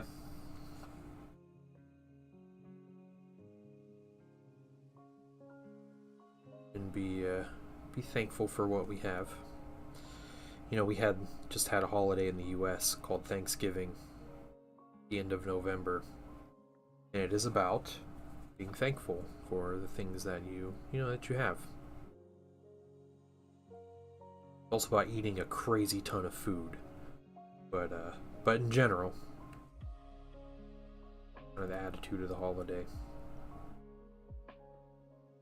Nice practice to live by, not just celebrate once a year, but always nice to reflect on that. Make streams I like. Sometimes I forget to switch. Yeah. I get it. Yeah, I try to be present in people's streams, and a lot of times I just can't. Got my Twitch recap, and I am definitely not a viewer as far as it goes on Twitch. But I was not like I'd never watched Twitch before I started streaming anyway. Christmas art version, yeah, we have that too. I mean, I'm in America. We eat a lot of food for any occasion, really. But good old capitalism and consumerism.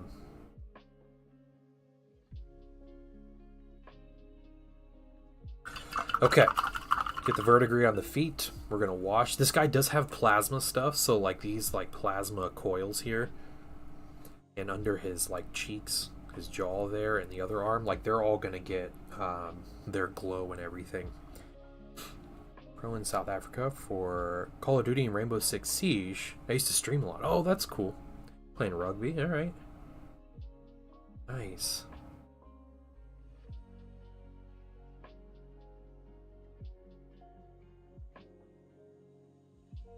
I am terrible at video games, so never pro in anything.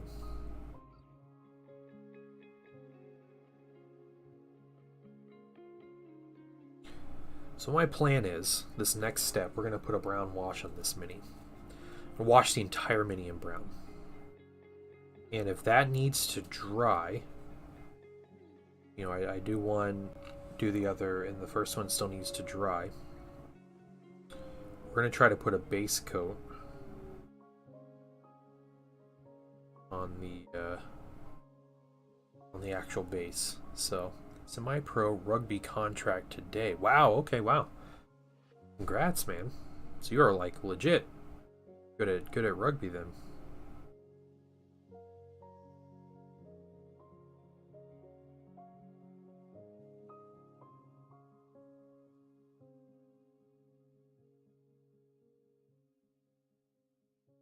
Because we're going to be crazy. We're actually going to dry brush the bronze. So, just when you thought we couldn't get any crazier, we're going to get crazier. But verdigris is complete. So it's time to get this first one out again. You need to make it to our national team. Yeah, that's cool. The Springboks? What's a Springbok?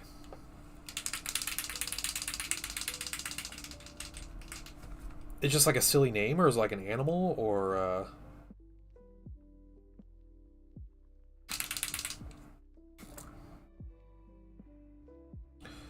Okay. Have our brown wash. Try this again. Putting a metric ton of this stuff out.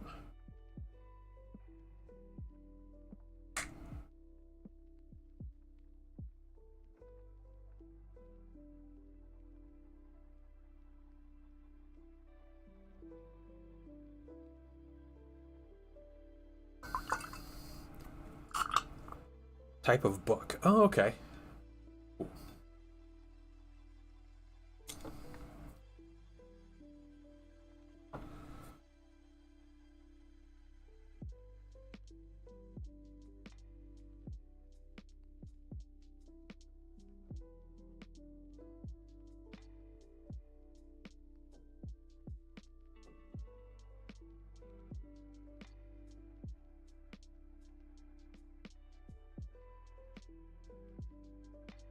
What I could do with some of these things, like this exhaust, that the brown wash isn't gonna, it's not gonna get us to where we want it to be for like nasty, you know, metallic colors. I can go back over with a black wash just to make these colors a little more interesting. Smaller, thinner framed antelope. Oh, okay. It's the national animal of South Africa. Ah, that's very cool. Does the pronk? I love that word. I'm going to tell Painting Son all about that. Kid loves animals. I'm going to tell him like, hey, I learned what a springbok is. And he's be like, yeah, it's the national animal of South Africa. It's like a deer, but thin. You sent me a DM worth reading right away. Okay. I feel like it's either really serious or it's just a prank. But I'll read it right away. Because I trust you, Hetzer.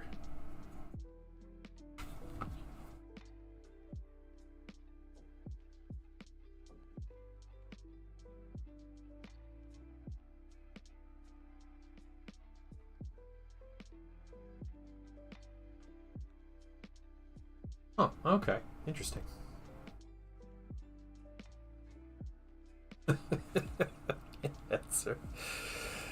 That's funny. That's really funny.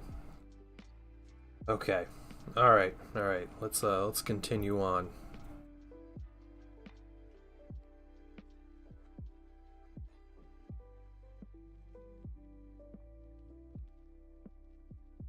Telling you, you guys call me crazy with this verdigris, but you'll see. You'll all see. I just hope I have enough wash.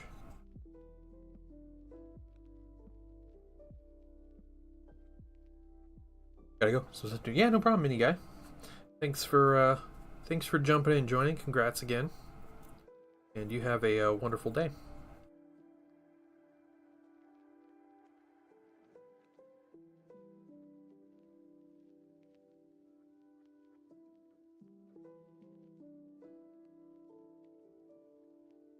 Right, our emergency broadcast system had been a real emergency, the stream would have dropped. That's true. Yeah, yeah.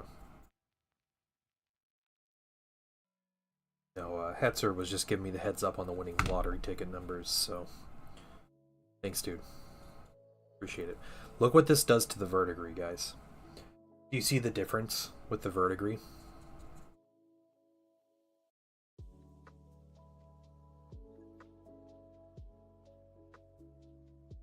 It's almost like it wipes it away, but it's not getting rid of anything, right? It covers down. It kind of like does away with the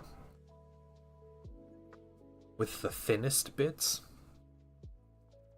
and it evens it out. It's crazy. We gotta do like plasma things on his chest too, because his chest has these little vent areas. Alright, dude. I can't not tell stream about the fact I'm about to win the lottery, because I know the numbers ahead of time.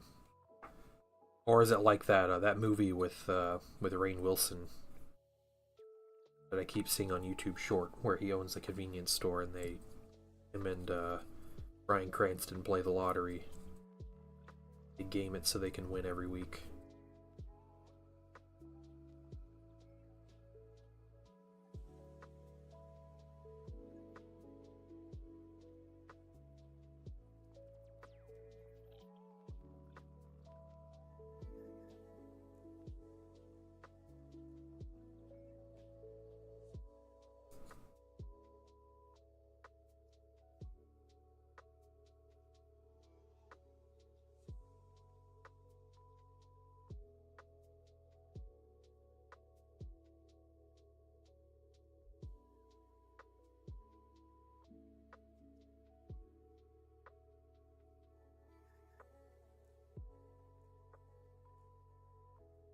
You know, knowing my luck, I would stream going to the local game store to restock on wash, and they would be completely out. Just everybody needed brown wash that day.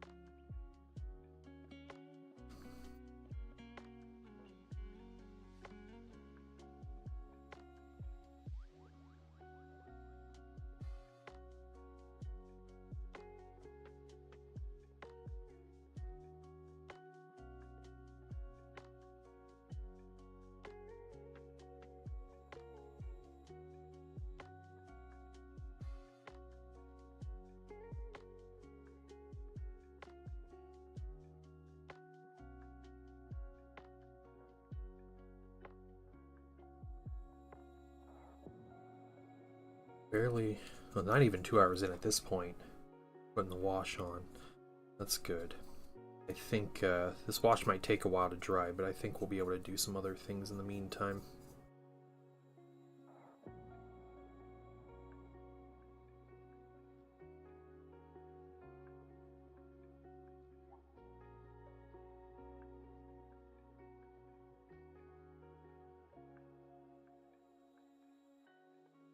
LGS, okay, okay.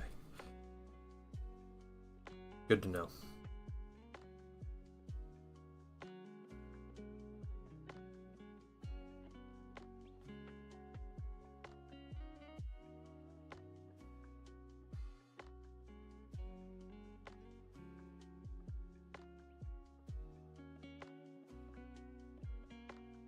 Okay, let's get some more. 6? Oh, okay.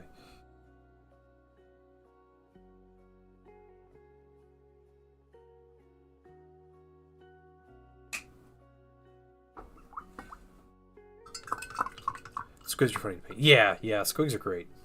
So I painted squigs twice in my life, and I really enjoyed it.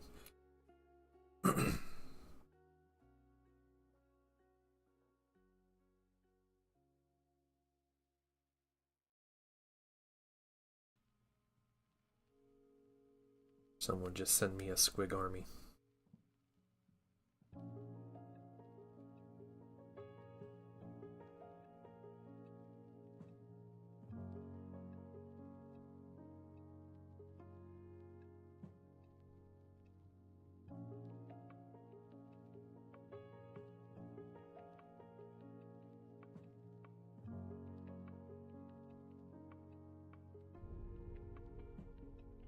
Custom Forgefiend? Like a predator with this guy's arms and head? Yeah, that'd be cool. Yeah. You know, you could do that, Zen. The thing about this mini is the Forgefiend has a different head than the Mauler Fiend, and has different arms than the Mauler Fiend, but this is a dual kit. So you might be able to find someone who built Mauler Fiends and would get rid of their Forgefiend bits for cheap. That is not at all unrealistic.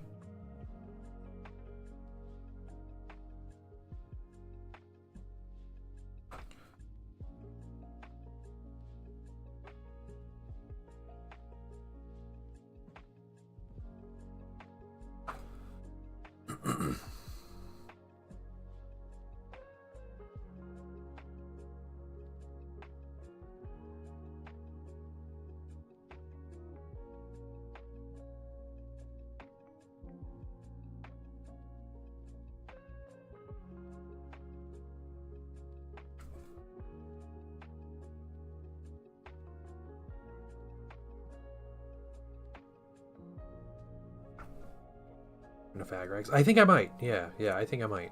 We're doing pretty good on it.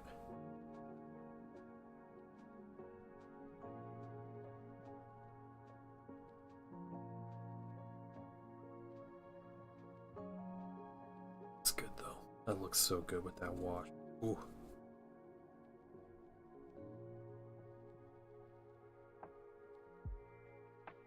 I love it. This is the point of a mini where I start enjoying myself.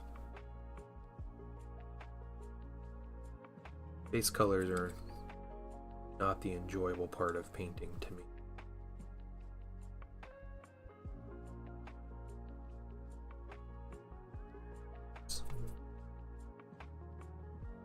Important to watch those areas in the high. Yeah, okay, there's one down. Got all the parts. I think I'm going to do a black wash over these vents, but you can see. It's a quick comparison. If you see what this brown wash does to the verdigris,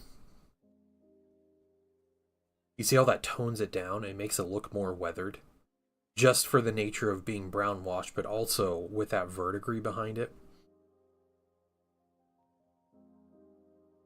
It changes it up a whole bunch. Hey, Dark Angel 40k, what's up?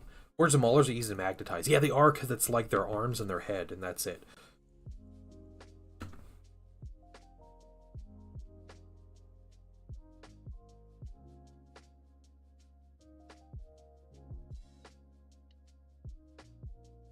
What up, man? Did you see, let's say what's up or what's going on. So what's going up? Did you see what's, the Dark Angel's got some buffs. Dark Angel. Soothing class with lore playing in my earbuds? Man, sounds like a productive class.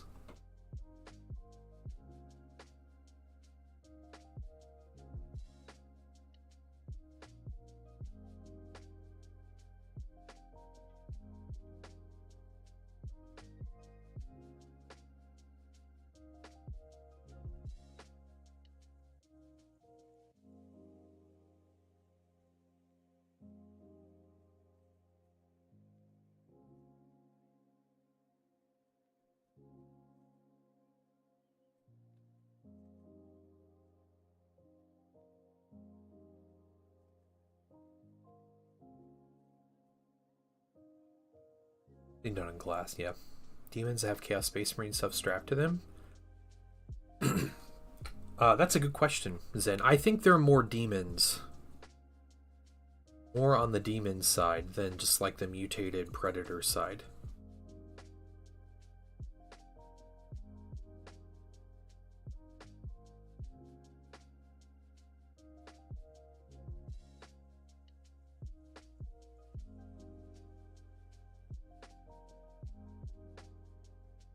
I think these are like purpose-built demon engines.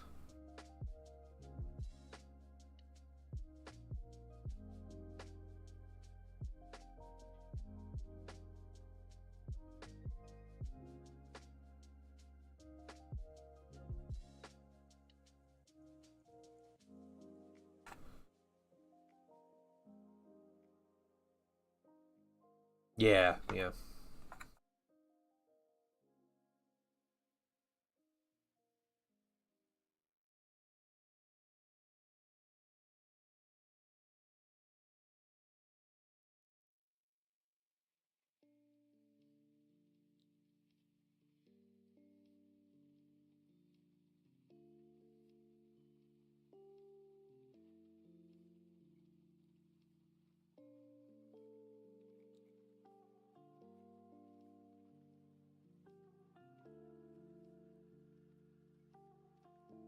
Mentors? Lamarties? What?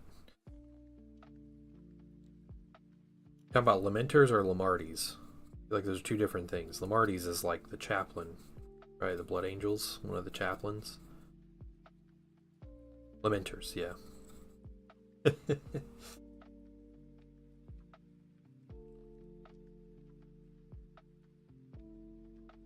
All good though. All good.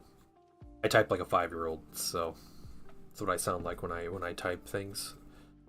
So don't feel bad if you're making spelling errors or typos or whatever. Okay. Put some more wash down.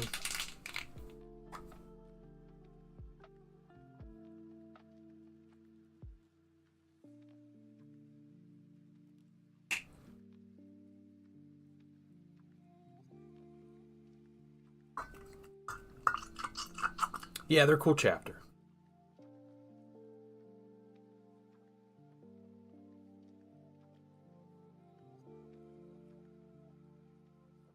All right.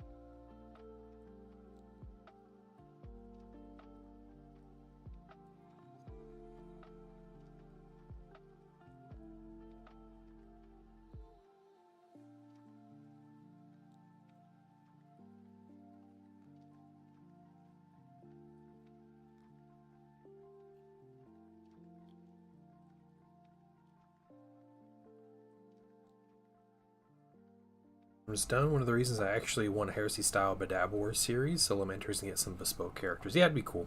That'd be cool. It'd just be depressing though. That's all that would end up happening. Just be all these cool characters, they just die.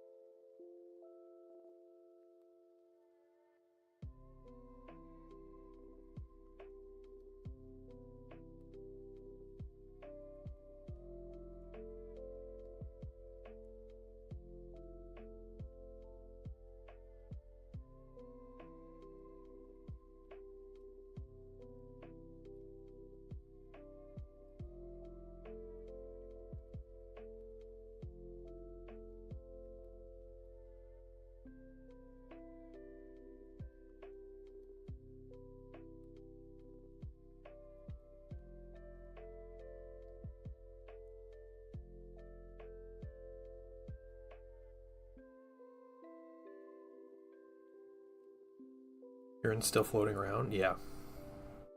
Probably is going to be Legends soon, yeah. Or Aslan. Huron Blackheart. does some sneaky things, and he sneaks the I don't know, the recipe, I don't know what you call it, to make Primaris Marines, and he makes himself Primaris. Then we have Renegade Primaris Marines. There you go.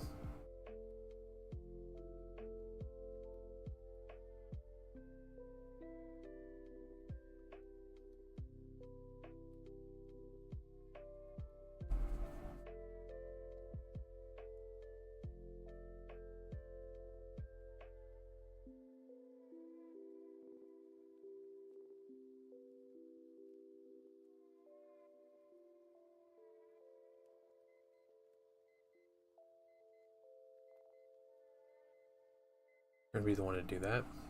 Nope, it'll be here in Blackheart, and the next Chaos Space Marine Codex will be focused on Renegades too. So it'll just be, you know, here in Blackheart. Then all the other characters will just be like an afterthought. 5th edition all over again.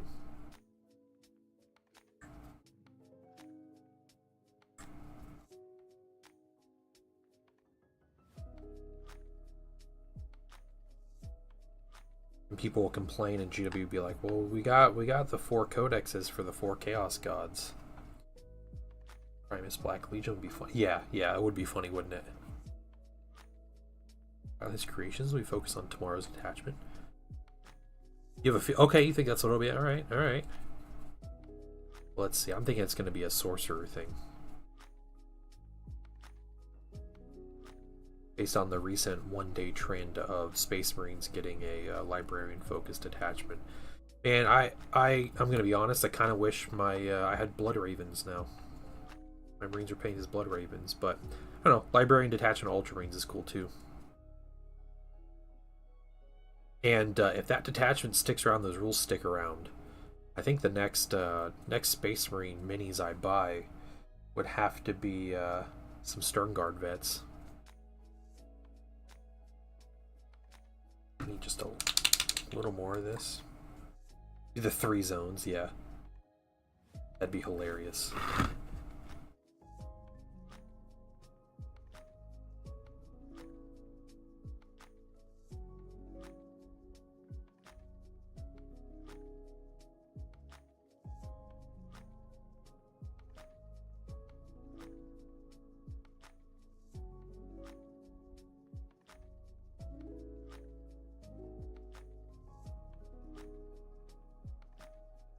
The idea of like the 3 zone detachment is cool. It's not cool when everybody has one. It's like all of these detachments that they make. Like, I know it's a lot of detachments with like rules to come up with, but they did 9th edition detachments were like super unique and had like lots of interesting rules. They could come up with some interesting things.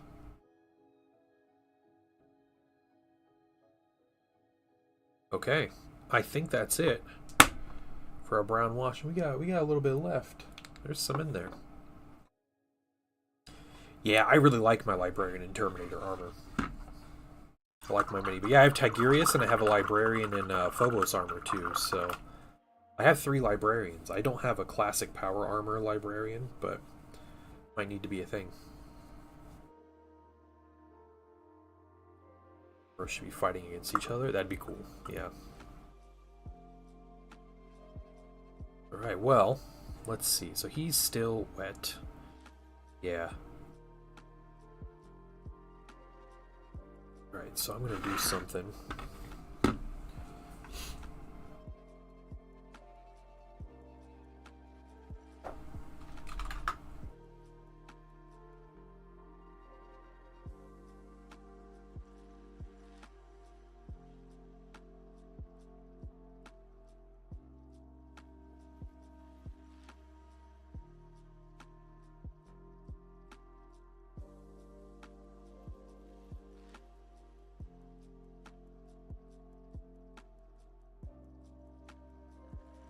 Okay, so these bases, I want to say I used golden brown. And so I'm going to put golden brown down on the bases. Chip dependent, so bad for competitive, they won't do it, yeah. Well, I don't think GW really cares about if something's competitive or not. I think they've showed us that they put out whatever detachment they want, and then they just stick with it, regardless of whether it's good or not. I don't know why they're so against, like, instead of messing with individual units, why they don't just, like, mess with detachments instead. Okay. We're taking this golden brown. I'm not needing a bigger brush for this. We're going to get some of the details around here.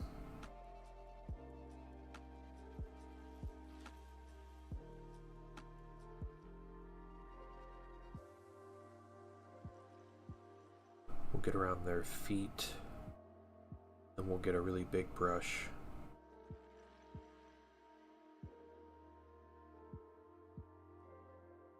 Fill in the rest.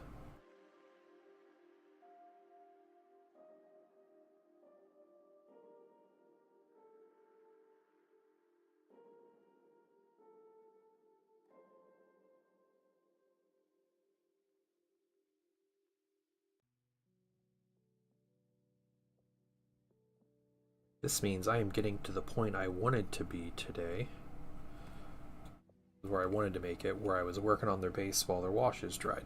So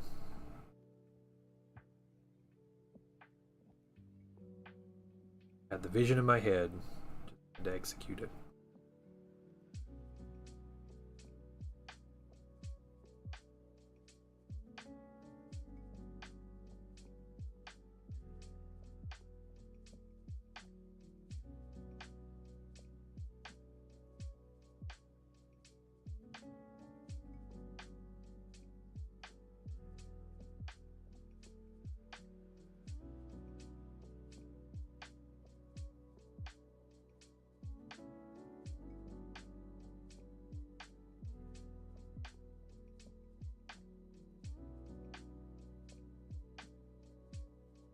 So I'm wondering, here's a combo I'm thinking about with this all these new Space Marine buffs.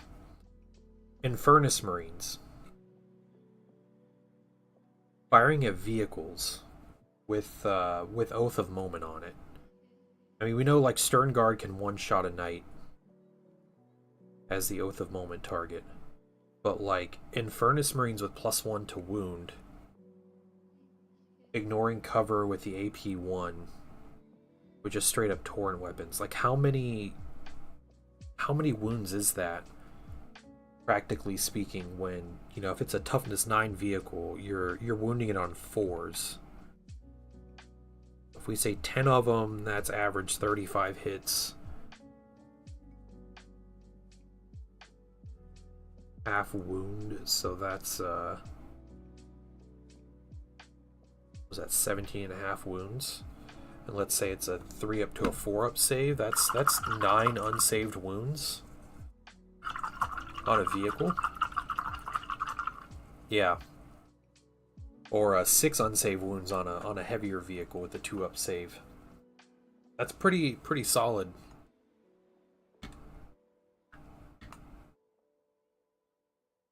Yeah, 6 wounds on a 2 up save vehicle. Yeah, or a 3 up save vehicle with a toughness 10 or more. Then you have Devastators putting out 25 unsaved wounds on whatever they shoot at, which is really funny.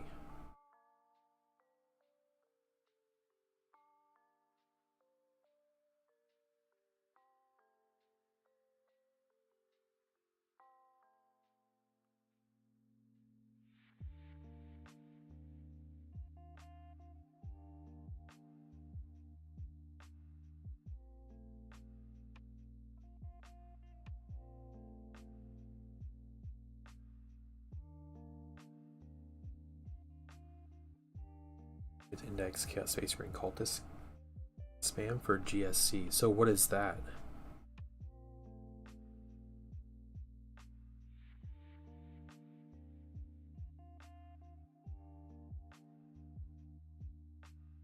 Just a billion cheap units? Is that what you're saying?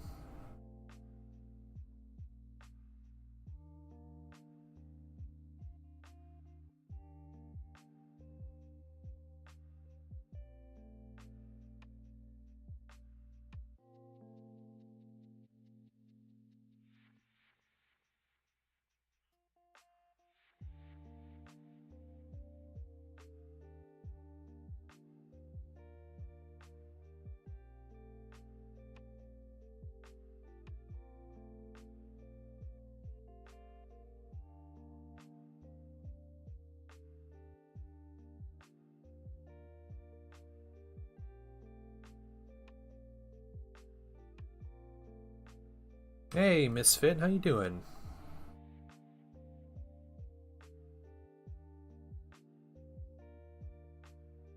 Welcome in. Hope you're having a great day. We're having a great day. We're making good progress on these Forgefiends here.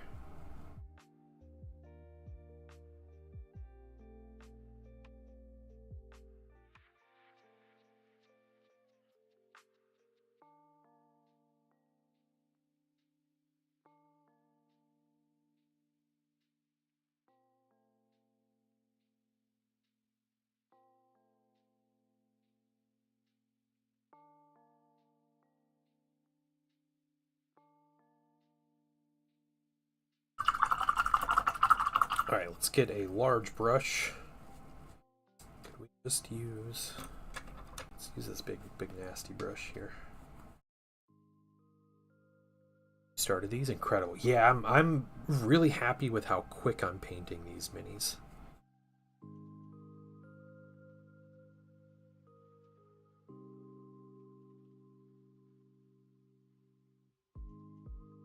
But thank you, I appreciate it.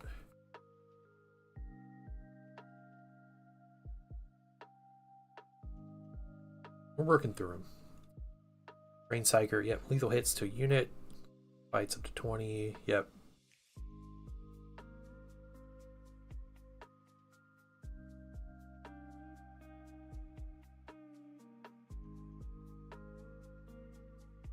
Okay, yeah, so there's some things there. Gotcha.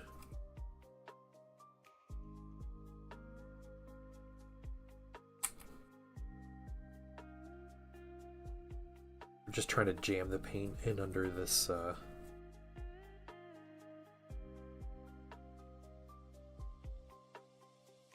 in this texture paste here. We're using a crappy brush. Not thrown out after this.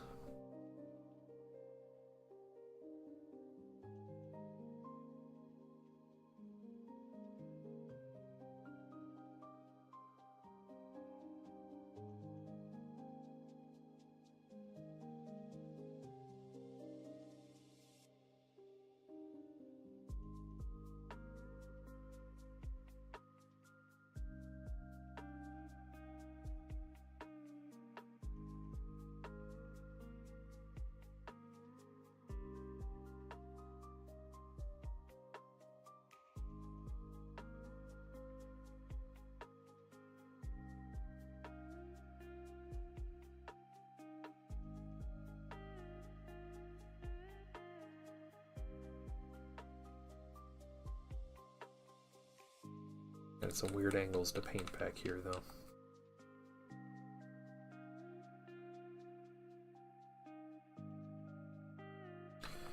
Okay, we need to put down more paint.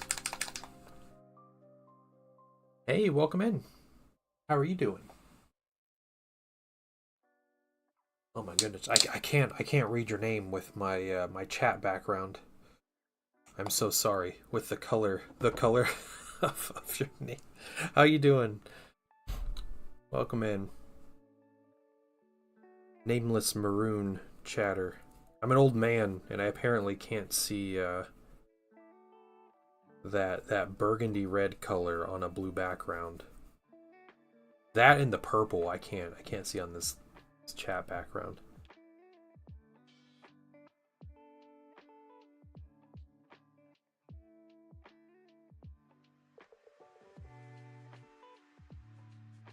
Centol Entorn, is that how you pronounce it? Welcome in.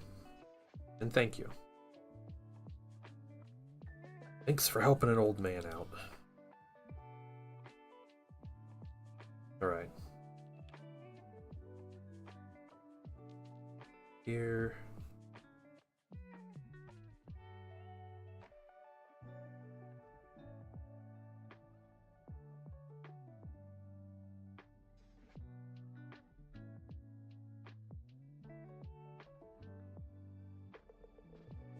Okay, and I think that's it for base color on the base. Let's get the other one.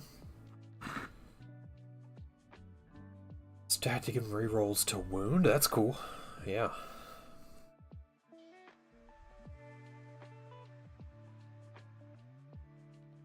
So definitely plenty there to take advantage of.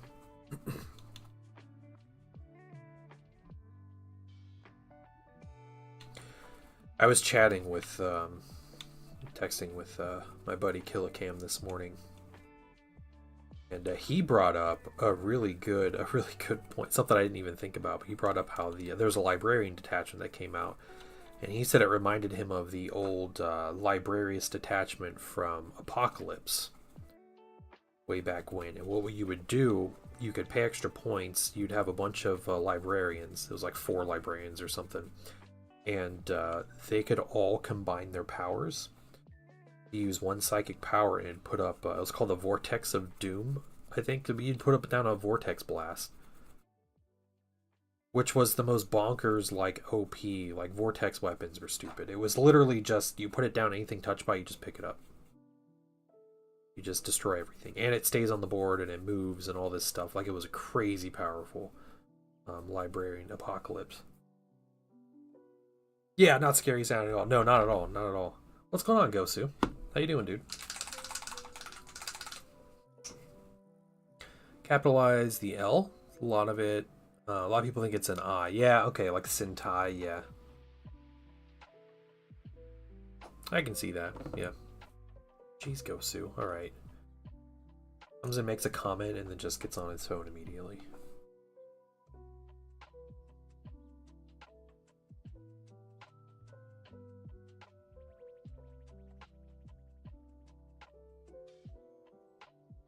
Working on another Lehman Russ? You playing guard? Is that your 40k army? Are you excited for the new codex? If that is your army, I'm curious your opinions on the next 40k codex coming out. And what are your hopes and dreams?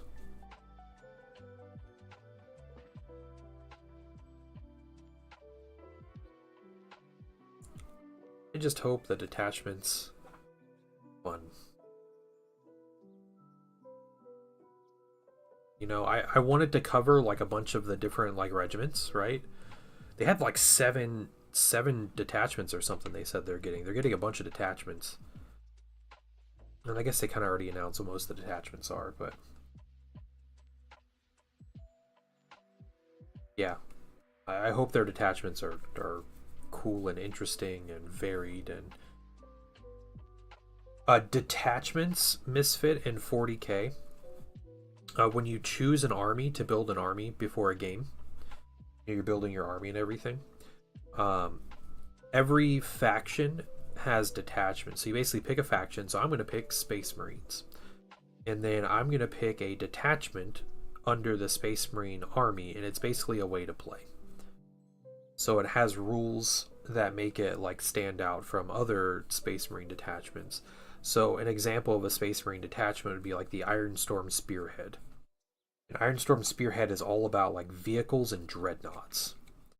So any Space Marine player can play the Ironstorm Spearhead, but the theme of it definitely hints toward a more armored, mechanized, like walker focus. It's also kind of like hinted at it's more of like an Iron Hands type detachment. There's also the Gladius Task Force, which Gladius Task Force is like super well-rounded army that's like very generalist. Oh crap, oh no, Brush, no. Hold on, guys. I'm gonna show you something. We're just gonna put a bunch of water there.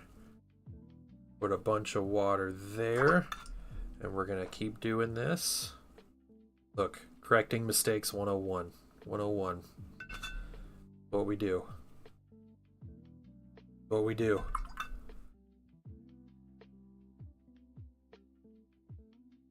No! You make a mistake, you got it. No! God, please, no! No! No! No! Alright, we're good.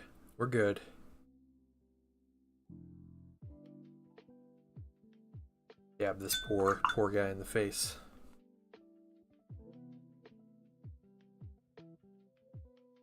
Yeah, Logitech has like the gold mine, right? With the G502, and they're just like, it looks like they're ruining it. Okay. Alright, we're good. See? we corrected it with my off color. Everything looks green on the screen. Why? I just walk in on. I accidentally jabbed this guy in the face with this golden brown.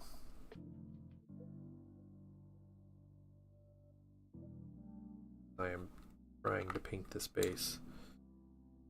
Just like a face full of it, and his knee.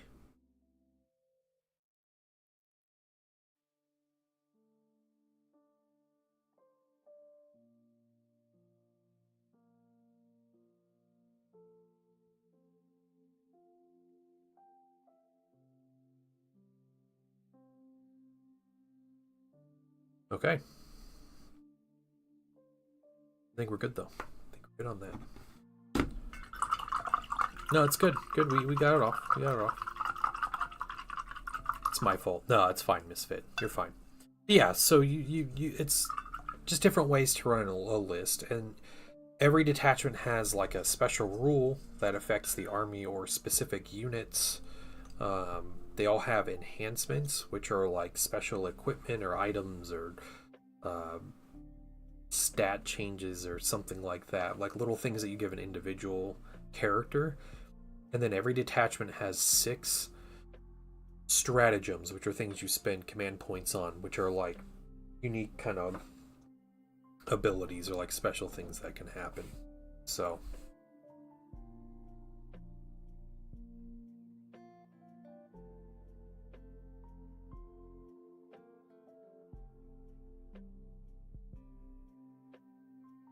all right, so we got that.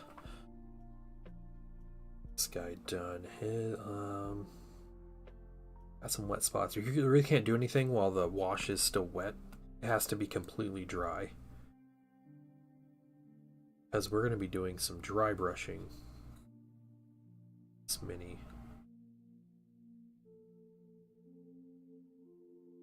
Do that. Still wet.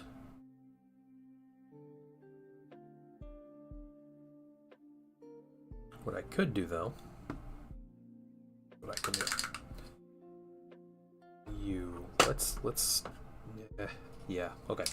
We're gonna do just some bright gold. We can do this before our dry brush, I think. I think it'll be good.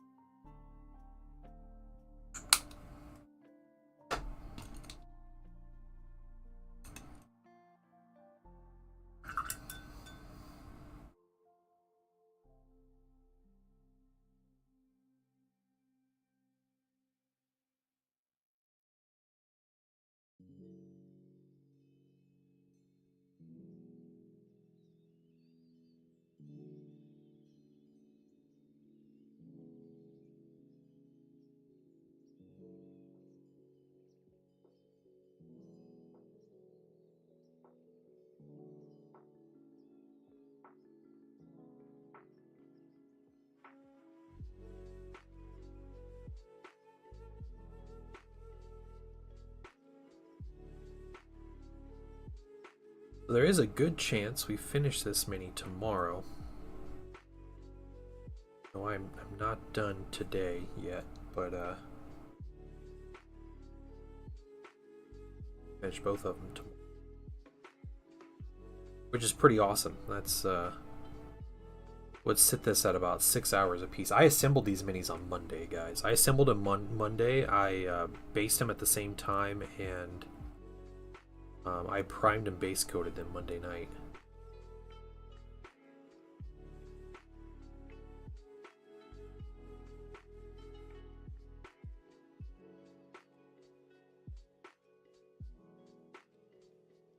It's pretty cool. My desire to paint militia is so strong, I'm just zooming through other minis. I do think next week we'll be painting Vashtor though.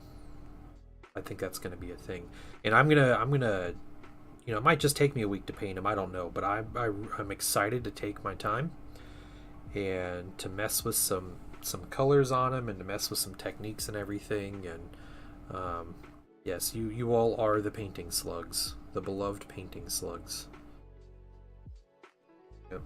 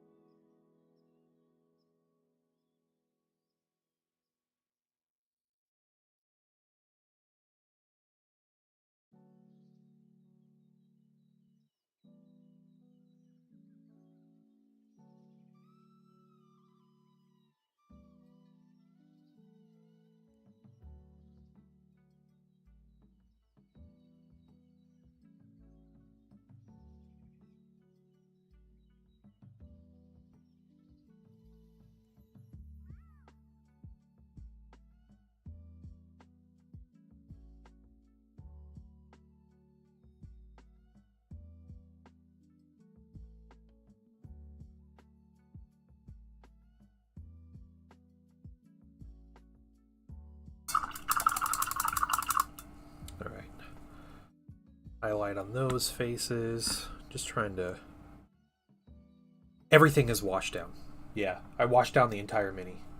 So I put verdigris on all of the bronze. And then everything got a brown wash. So yeah, it toned everything down.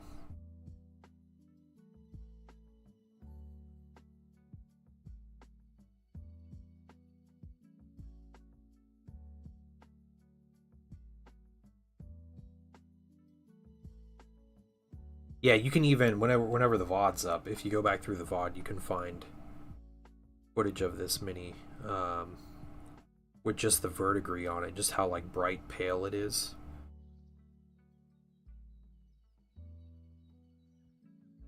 Yeah, I really like the combo of the brown wash and the verdigris, because it kind of like wipes away the verdigris in a weird way. Like it doesn't actually wipe it off, but it covers it. So all the thin verdigris is just completely covered by the brown wash, and it leaves behind just where it's thickest. So you don't have to worry about like being careful with the verdigris when you apply it if you're gonna put this brown wash over it. Pretty much all pro acryl. Yeah, my brown wash wasn't pro acryl, and the verdigris was actually a GW stuff. Is that Nihilic Oxide? I think is the name of the GW verdigris color.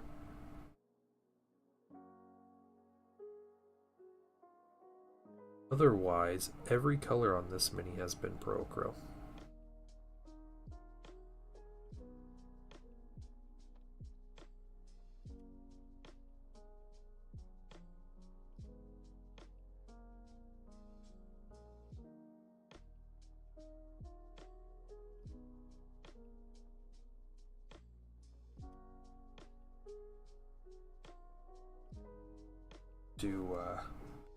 We'll get this bronze dry brush going, and then after that we can start with plasma.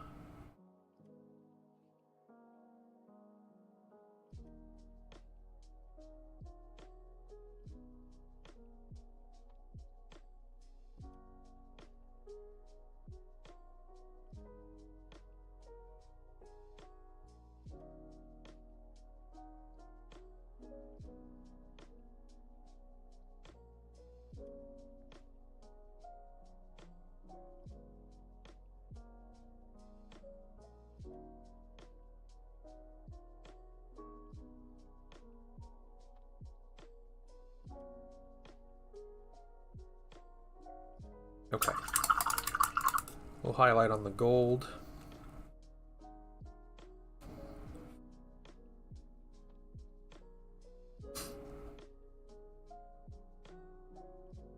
How is this drying out? Still more to do, so let's find some other things here. Well, since we're waiting for that,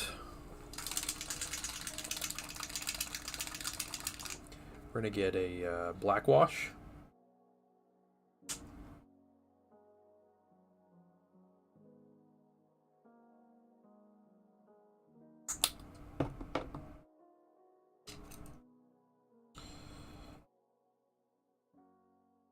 that.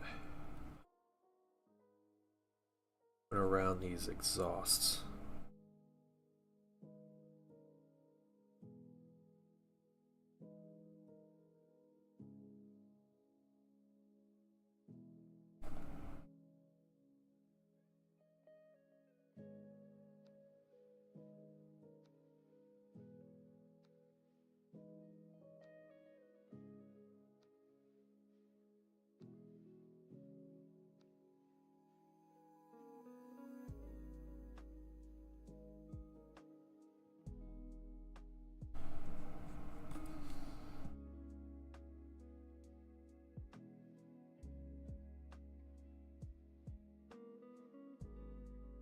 You have a ready blackwash called Huron Blackwash? Aslan, because you're probably the only person who has actually had a thought about Huron Blackheart in the last 5 years. Nobody cared about Huron Blackheart when he was like a new character in the game. Because he came out, and all anybody cared about was the fact that when he came out, they took away all the Legion rules and they made all Chaos Marines Renegade Marines. And it was just a big feels bad for all the Chaos Space Marine players. Hey Cody, what's going on, man?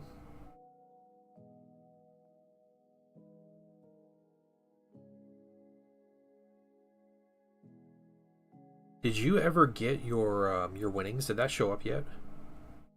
I haven't checked the tracking on it. Great character and lore. Yeah, he is really cool. Yeah. I agree with that. He's just, he's definitely an afterthought, though.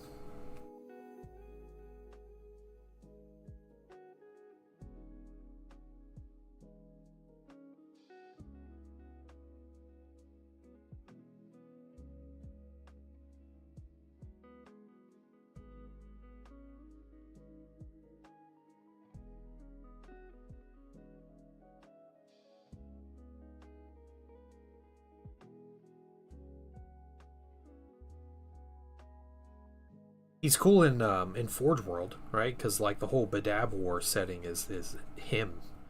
It's like his story.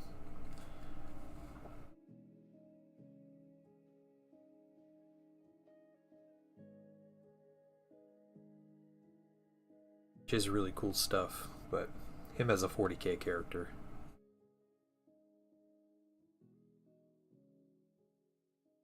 Dubs doesn't care.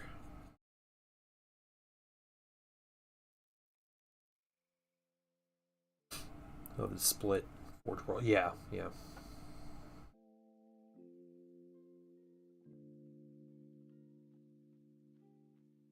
Imperial Armor was some of the coolest books to ever come out in Games Workshop, though.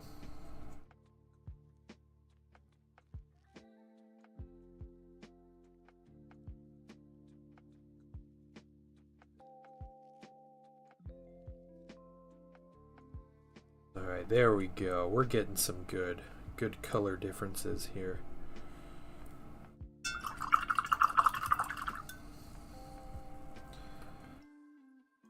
Stuff.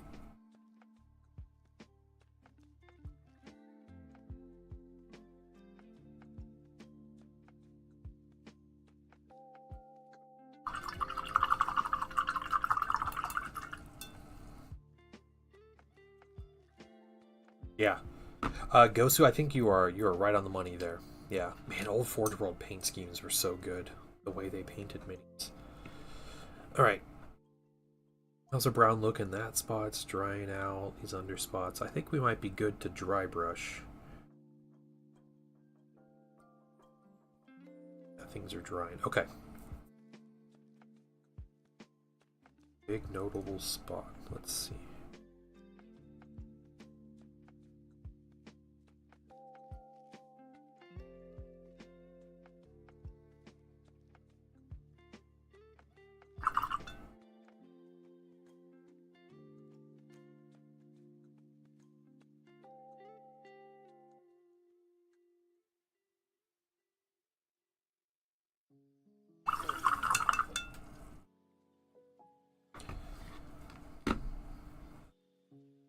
interesting Necron factions in Imperial Armament. Then Thanos snapped them out of existence. Yeah, what was the Necron faction they made? I don't remember a Necron faction in Imperial Armor.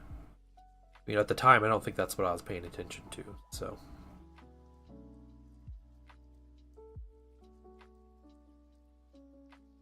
Okay.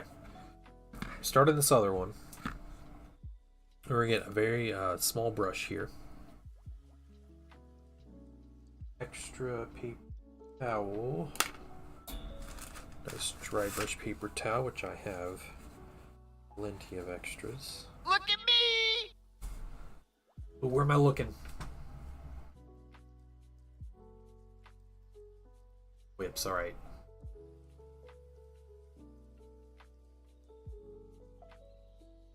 Oh yeah, it's your Custodes. Yeah, the Blade Champion. Yeah, Rage, I like that mini better than the normal one. I don't like the normal Blade Champion mini. But yours is cool looking. Yeah, the flaming sword and the shield on his back and stuff. Well, that's really cool. Should bring back for 30k box art. Yeah. I have a really old 30k poster, and it came in White Dwarf. Back, I think it was book 1, the first Heresy rulebook called Betrayal. Is that the first Heresy book that came out? The first Black book. And they put a poster in White Dwarf, and at the time I think I had a subscription to White Dwarf, and so I had this poster, and it's still it's hung up in my my paint room in here. Still got it.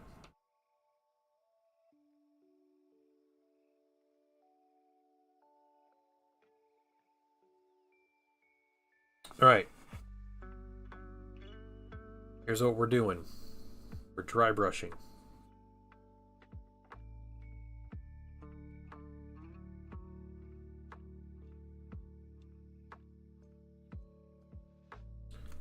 This brush might be a bit too small.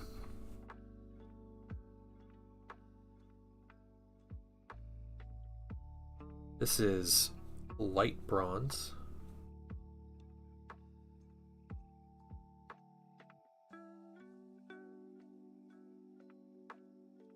Okay, yeah, that brush is going to be too small. I don't want to go too big because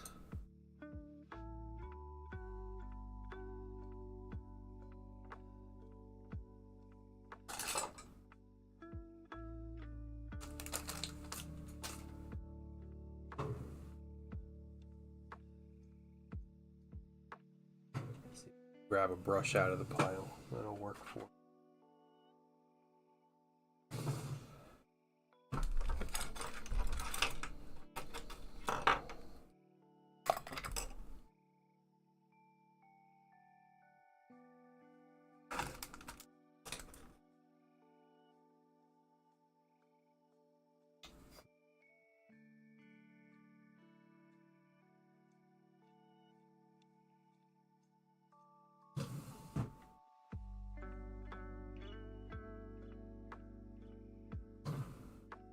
Trying to find something that's just the right size. Maybe we just try this brush here. See if this works. Dry brush.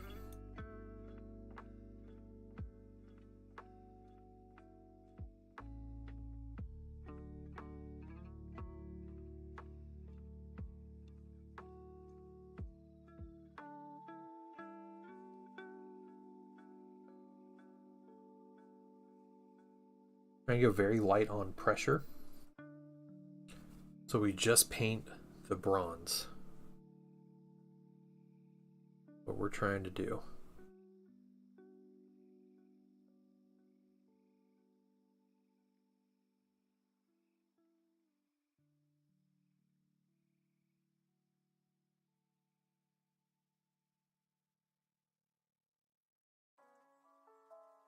So energy I'm painting later. Start domino. All right, there we go.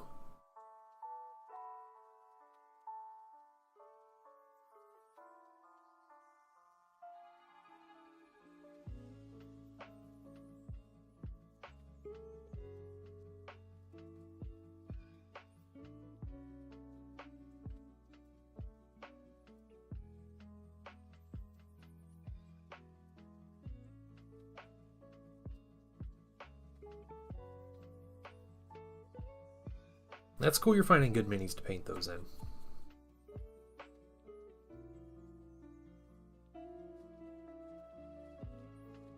I think a lot of people get their start in like 40k and Warhammer. And I think people end up feeling like there's nothing else out there. And so they just kind of stick with Warhammer the whole time, and I think people are really missing out when they just sit with Games Workshop minis, or they never try other games or buy minis or different paints. I believe every day's a good day when you paint. I believe it'll bring a lot of good thoughts to your heart. Mike Way 33, welcome in. Thank you for the raid. How you doing today? And how was your stream?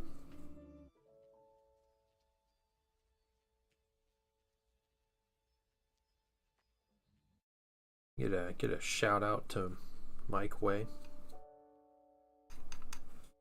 Guys, go give him a follow. Show him some love.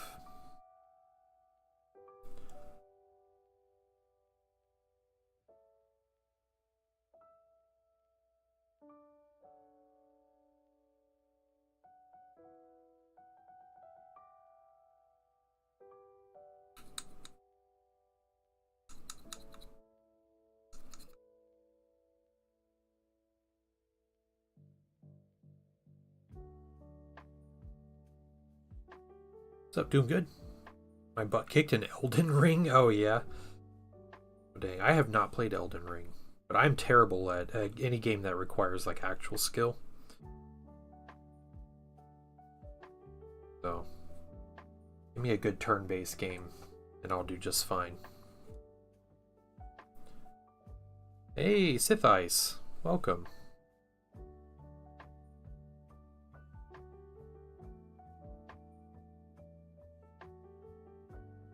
Painting these Forgefiends today. We got 2 of them.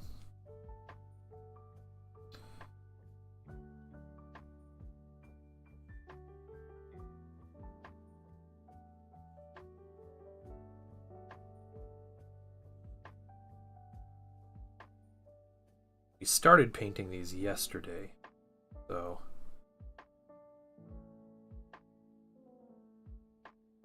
I think even with including assembly on these minis, I think there is less than 10 hours in both of these so far. Maynarch Dynasty, one of the first female pharaons in the setting. Legends characters, Blind Cryptek. Huh.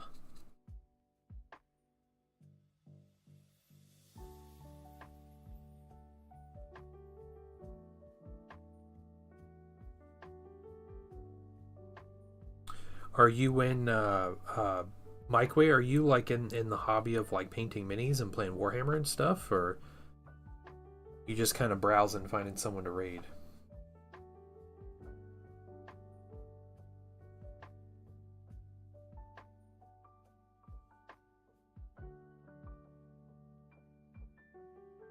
Oh, is just me, or is Forgefiend look more like Word Bearers and World Eaters? It'll get some World Eaters details, but yeah, the bronze doesn't come across quite as much in the through my camera, because I am so bad with camera work that I can't get the lighting right.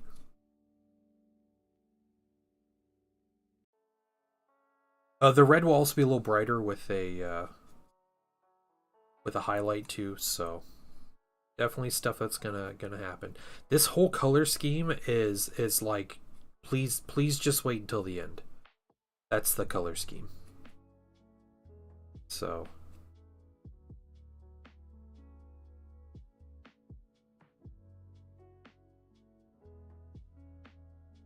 Does have some good word bearer. This would make a good word bearer's Forge Fiend, though. Any canonical non-green Necrons. Oh, interesting.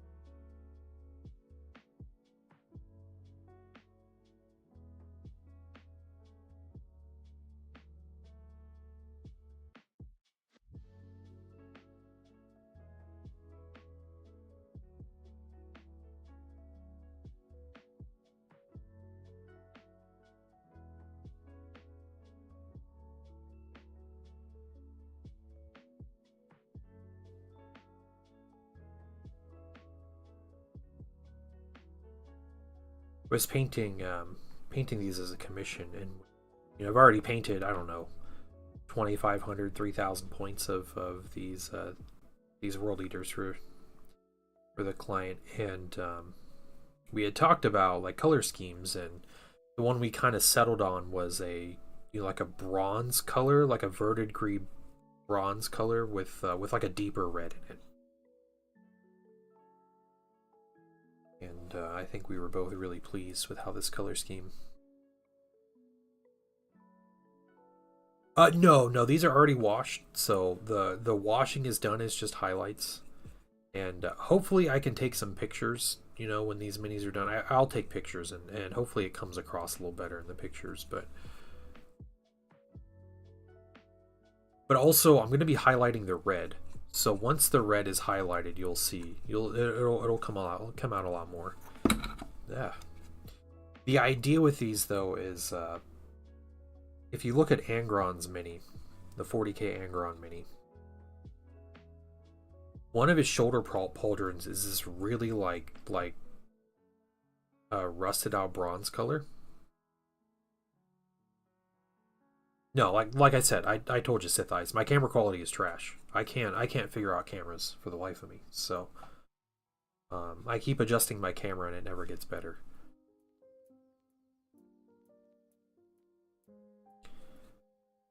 Yeah, Angron has this like really cool bronze shoulder pad. And so this is basically taking that bronze shoulder pad and expanding that style across the army, like that cool, like more muted and gritty looking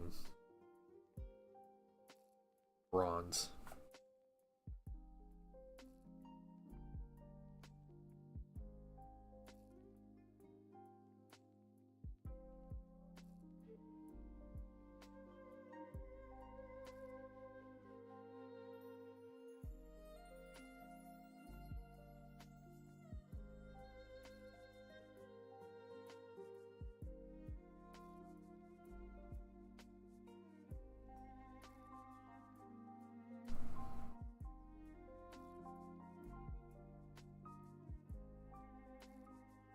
Twitch didn't send a message, but I'm a lurker in here for a fair bit.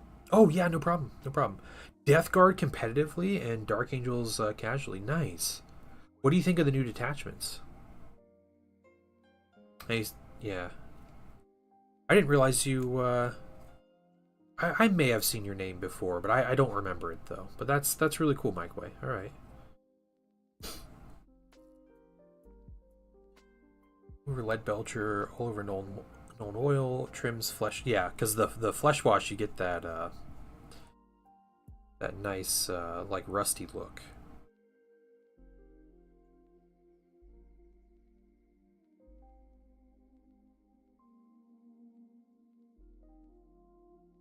Like the new Death Guard, yeah.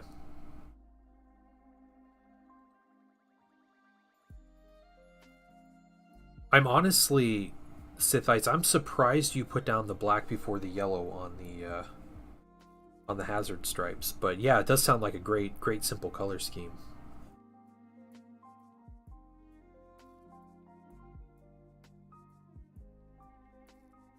And by all means, dude, you got some pictures of your minis. Send them on over. Let's see them. I think that's it for the bronze on this guy. It's the dry brush on the bronze. Yeah, the red is what we're looking at next to pull out the kind of bright World Eaters color. But yeah, I can see on camera it is very much like if you look at like the the bronze like here, like you're able to pick out a little bit of what I'm talking of. Played some fun games. Okay, nice.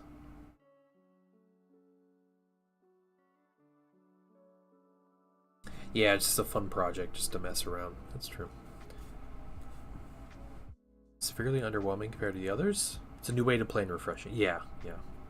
Well, and you got to think too, like Death Guard still have a codex to come, right?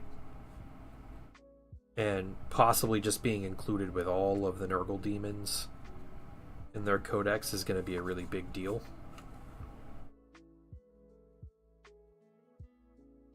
Yeah, I understand. That's what you get for being the first one. They're one of the first ones, right?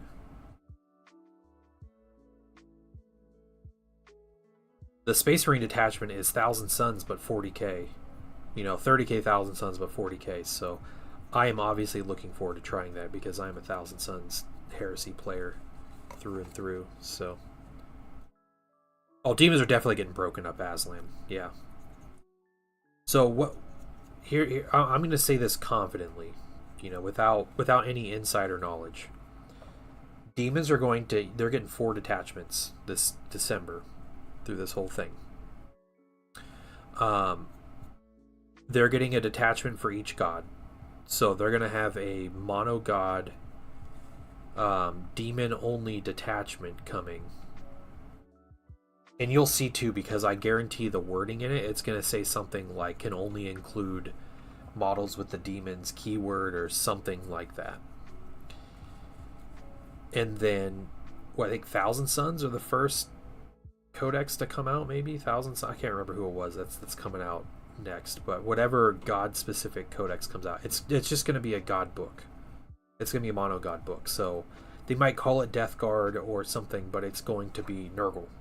You know, instead of 1,000 Suns, it might be called Zinch or something, but it might just be called 1,000 Suns. And so you'll be able to use the Soup Demons Index, which might get an update. And then there's going to be a Mono God Demon Detachment. And then there's just going to be a bunch of detachments that mix and match, maybe some Marine only, maybe a Demon specific detachment, you know, in the Codex for each of those books. But yeah, that's how it's going to play.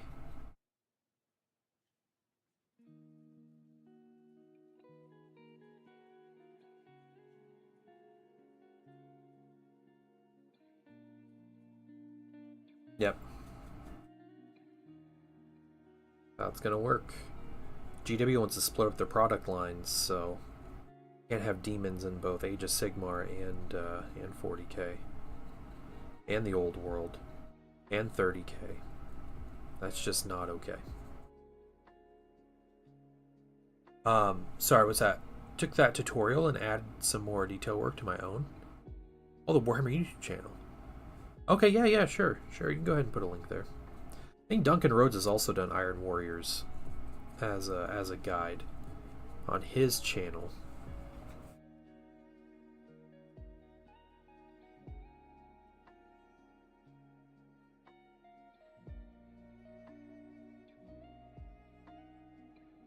My favorite tutorial on the Warhammer website was how to paint it was a guard heavy weapons team, but in contrast with the contrast method. And it was one of the worst painted minis I've ever seen on YouTube. And poor what's his name? I don't know the guy's name, the smiley dude. He had to paint that mini.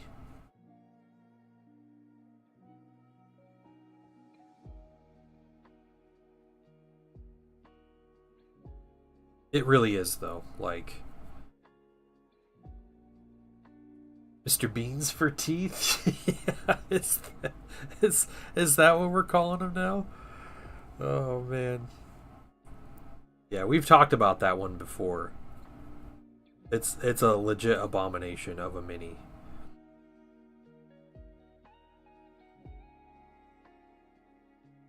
It's really funny.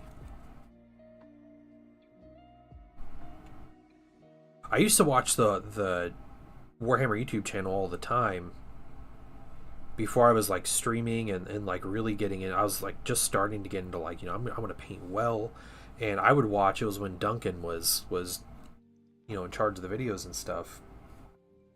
But I would just watch, like, he painted like Archaon the Everchosen on his big like Chimera Beast, Drogar, is that its name?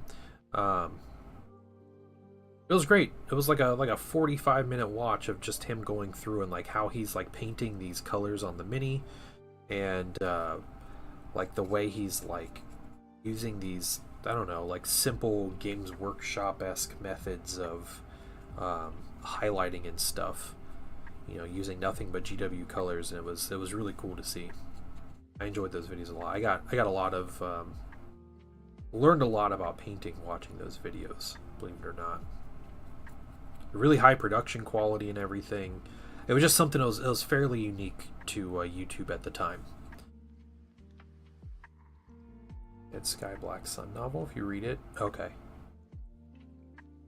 No, I've never read that one. Is it a heresy book, or is it just like a 40k book, or what?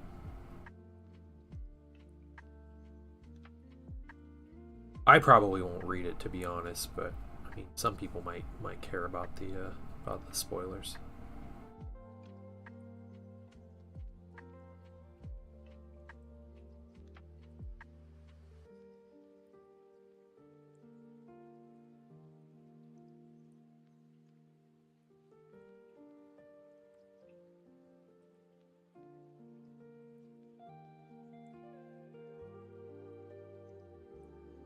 Did they turn traitor or something?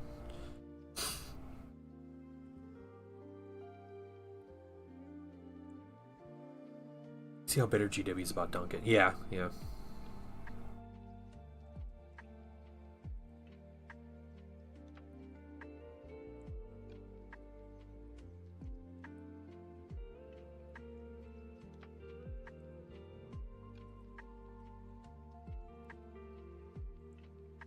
Just so mad at losing him.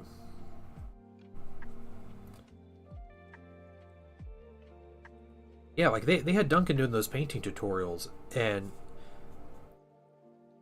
that kind of stuff didn't exist like that even at that time. And that was like 2017, 2018, maybe like 2015, when he was kind of getting started in that. And yeah, YouTube did not have that kind of content. Is that Demon Kalaba Mini? Oh no, you didn't. You didn't, Sith Ice.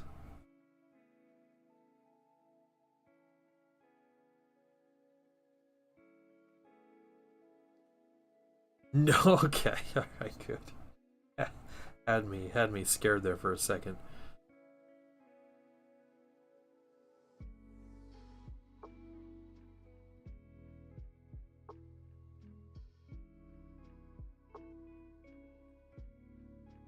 This is more of my cheating here. If we get a little bit of red or a little bit of bronze in the red here, it's fine because we're going to highlight all that. It doesn't matter. We just don't want it in the very recesses. But the light pressure prevents that. So you were tempted to get that? Of course you were, Aslan.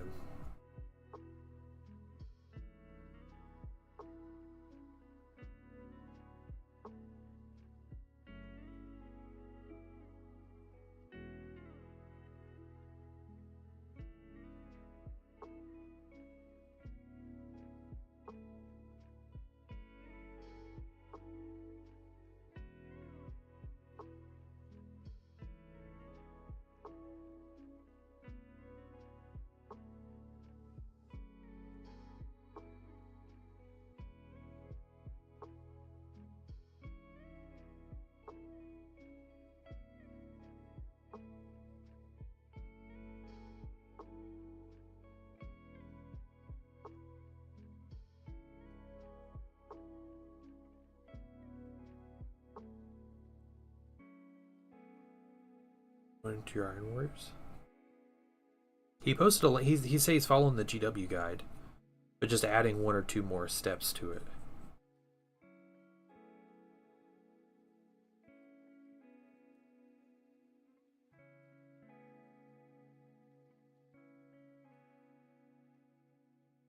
And on Forgefiends, smaller fiends blitters painted like bear flesh. Oh, okay.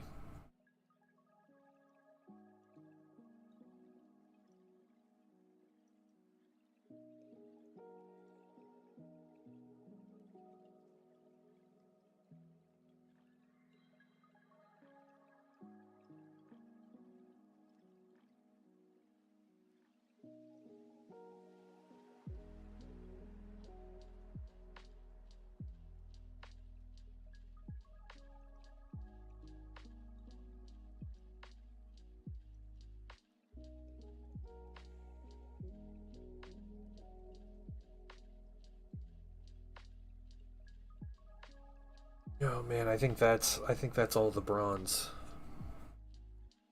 That's it.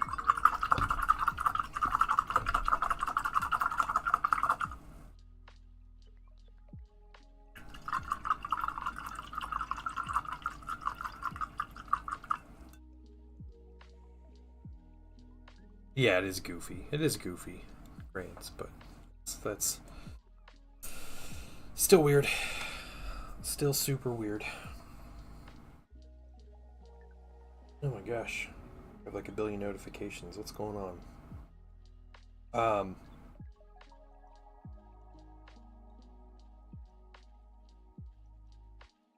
So next thing we're gonna do, I think I'm gonna do one more step on these guys today, and then tomorrow we're gonna try to finish them. What I'm going to do is we're gonna hit these plasma areas with white. Yeah, we're gonna do that. Literally taking bold titanium white. I finally found a spare bottle in my local store. Way harder than it needed to be.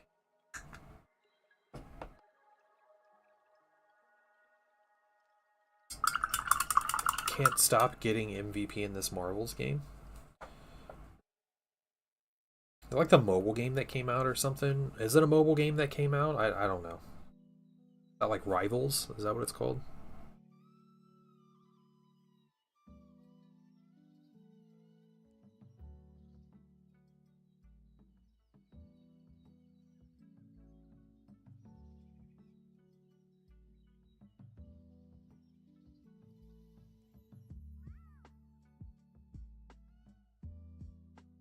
Hey, I'm up to Platinum 2 on my Legion Tower Defense.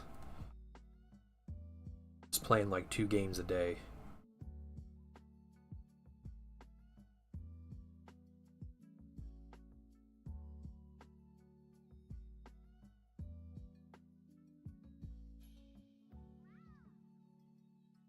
Feels good. Meaning Psylocke sounds about right. You Overwatch clone. Oh, okay. Huh.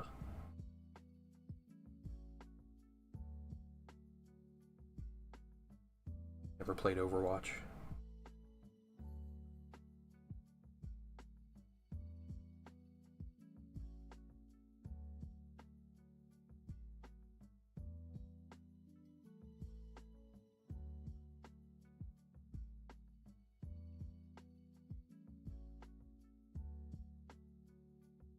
Some points on this mini, we're going to care if we make mistakes, but this white is not a part that we care if we make little mistakes, because we're going to cover this our own contrast paint. When we do that, it'll help all the other mistakes look like glow. It works out.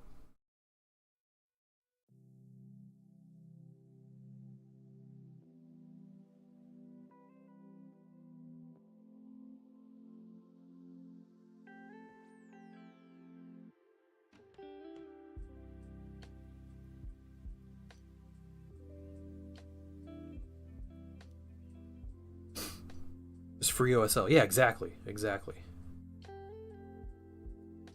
Get these little, there's little chest pieces we need to get too. It's like lower jaw. I'm really liking these minis though. These are great looking minis. I have never had the pleasure of painting one of these before, so not saying I want to paint 100 of them, but it's been a good process.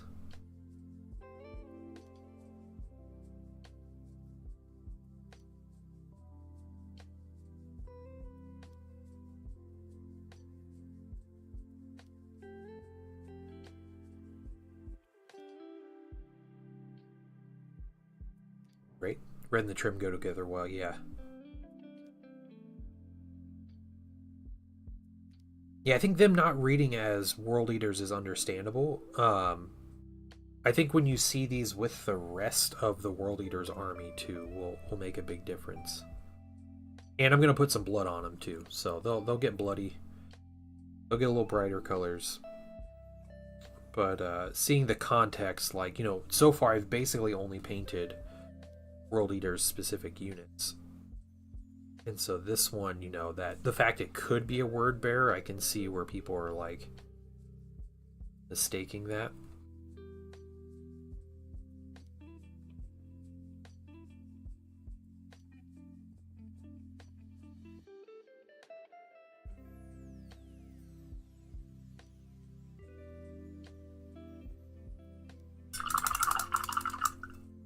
Silver if you didn't see the verdigris. Yeah, yeah. I mean, they would look really good as word bearers on this. I think a shade darker red. But I would be happy with these as like a word bearer's color scheme.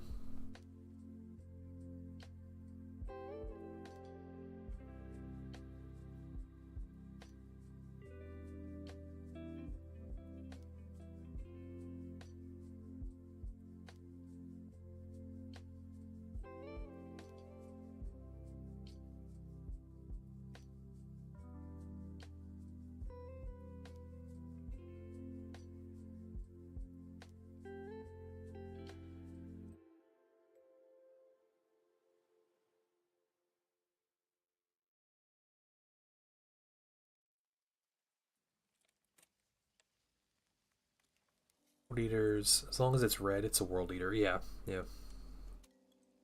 I don't prefer the very bright red color anyway, like the super bright red and bright gold of World Eaters. I think it's too like gaudy looking, you know.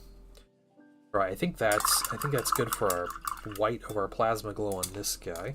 So let's get the other one. I don't think there's anything else on him that'll be glowing.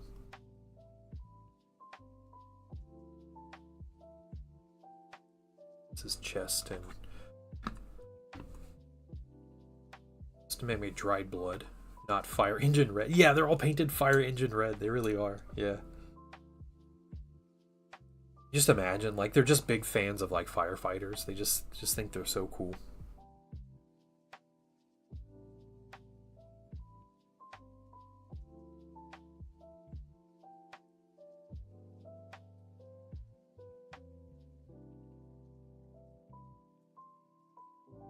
Yep. Of course, word bears are red. I'm not saying word bears aren't red.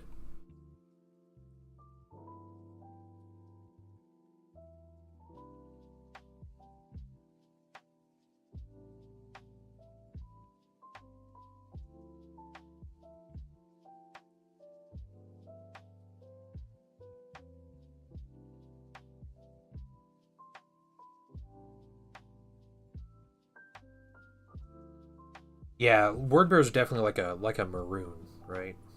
Or you could probably do a brownish red would be a good way of doing it too. Or go really classic and put them in gray.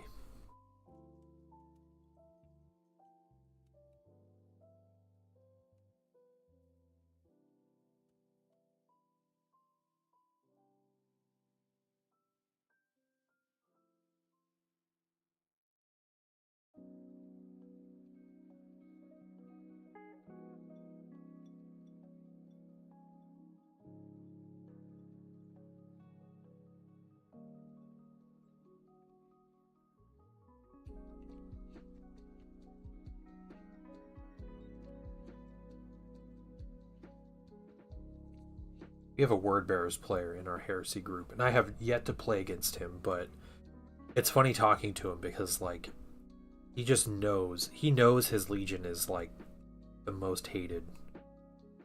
He just hates word bears, especially in Heresy. He just rolls with it.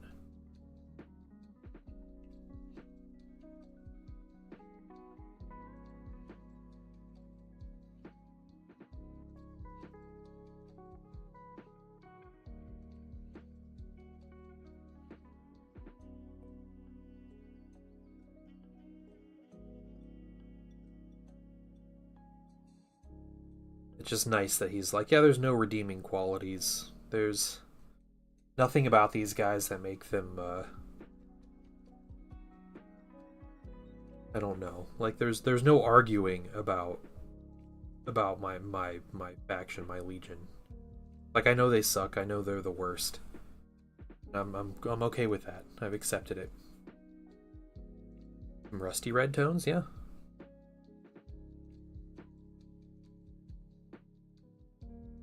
And word bearers blue if you wanted to. You could paint them in pro-acryl burnt red with a bronze trim, and then put verdigris on the trim, and then wash it all brown, and then highlight it back up.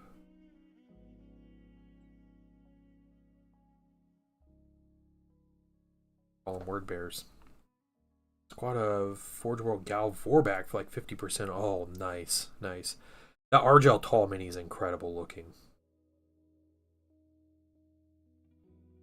Definitely the coolest word bear.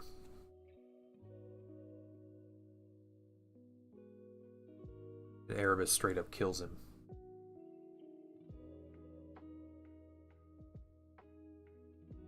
Yeah, like you play word bears, you know, right? Like there's no redeeming qualities. You just understand that like you're there to be hated by everybody else.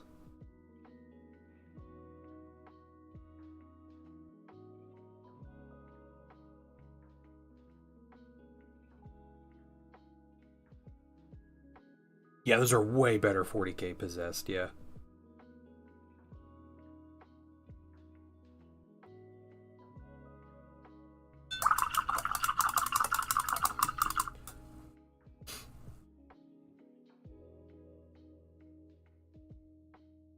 Yeah, Karn in the early Heresy was really cool too.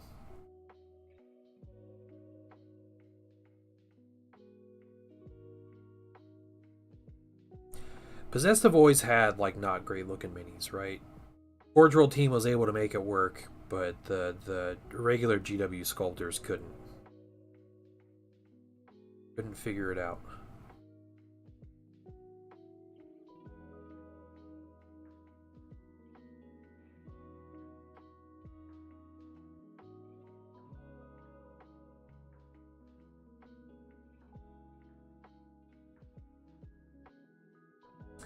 If they made him something like the was it the Accursed Cultists? Those minis are fantastic looking. If they went more that direction with Possessed, then yeah, I think they'd be great.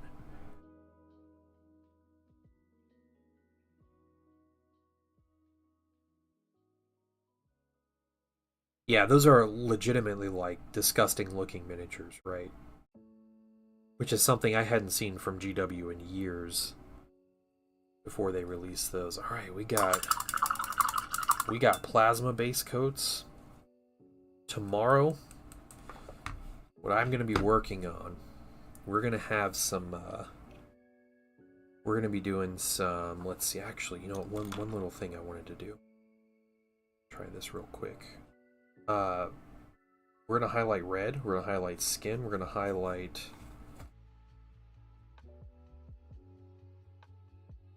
any kind of grays that we have. That bright bronze color, we're just doing a little dry brush over these. Lighten them up a little bit. Those are three big highlights. And we have plasma glow, we got to get some basing going.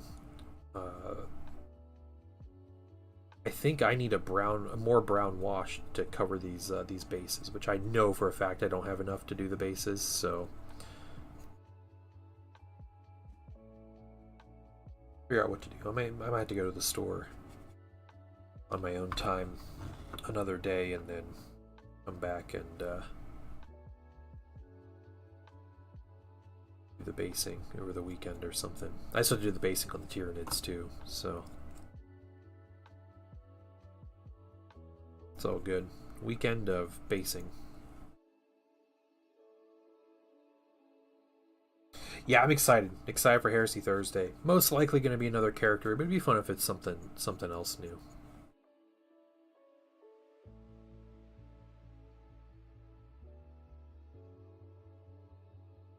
Bright brushes. Alright. Just a little bit of this bright bronze over this gold. Get down a little bit. Good stuff. So, the progress between yesterday end of stream and today end of stream is great. Really happy. Yeah, we're working on it. Let's get right into that red tomorrow, and then we'll do the flesh. It's almost done. Symbol highlights tomorrow. Just a lot of them. Just a lot of them. Kind of lore reasons not use possess. Yeah. Iron Warriors hate possess stuff. Yeah. For a Thousand Suns range expansion, I want to see some possessed Rubrique. Thousand Suns are getting robots. They're getting like Castellax, like 40k Castellax. Because they were talked about in the Pariah Nexus expansion. They're getting robots. Aslan. Yeah, which will be really cool. Alright. I mean, it would be something unique for them, though. Like, that's what it is for me, is something different. Yeah, some, like, melee rubrics would be really cool, too, though.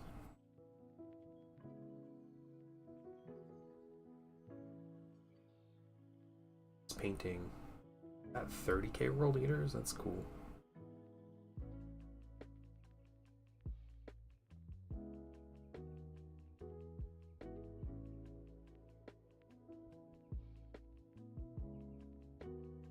Yeah, let's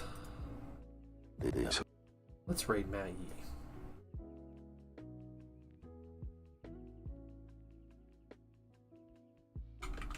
Commercial up, so we'll wait a minute. But alright. So we're gonna say hi to Matt Yee, guys. Go give him a follow, say hi.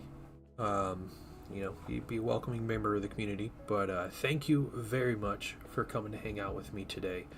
I really appreciate it. It's been a great stream. It's been a very productive week, so it's been great. It's been great. So we'll be back tomorrow. We'll be streaming 10 a.m. Eastern. And yeah, we're gonna try to finish these minis up tomorrow. That's what we're gonna do. Sunshotting Mauler Fiends at me. That'd be cool, yeah. Just a giant cannon that shoots Mauler Fiends. But yeah, you all have a wonderful day, and I will see you tomorrow.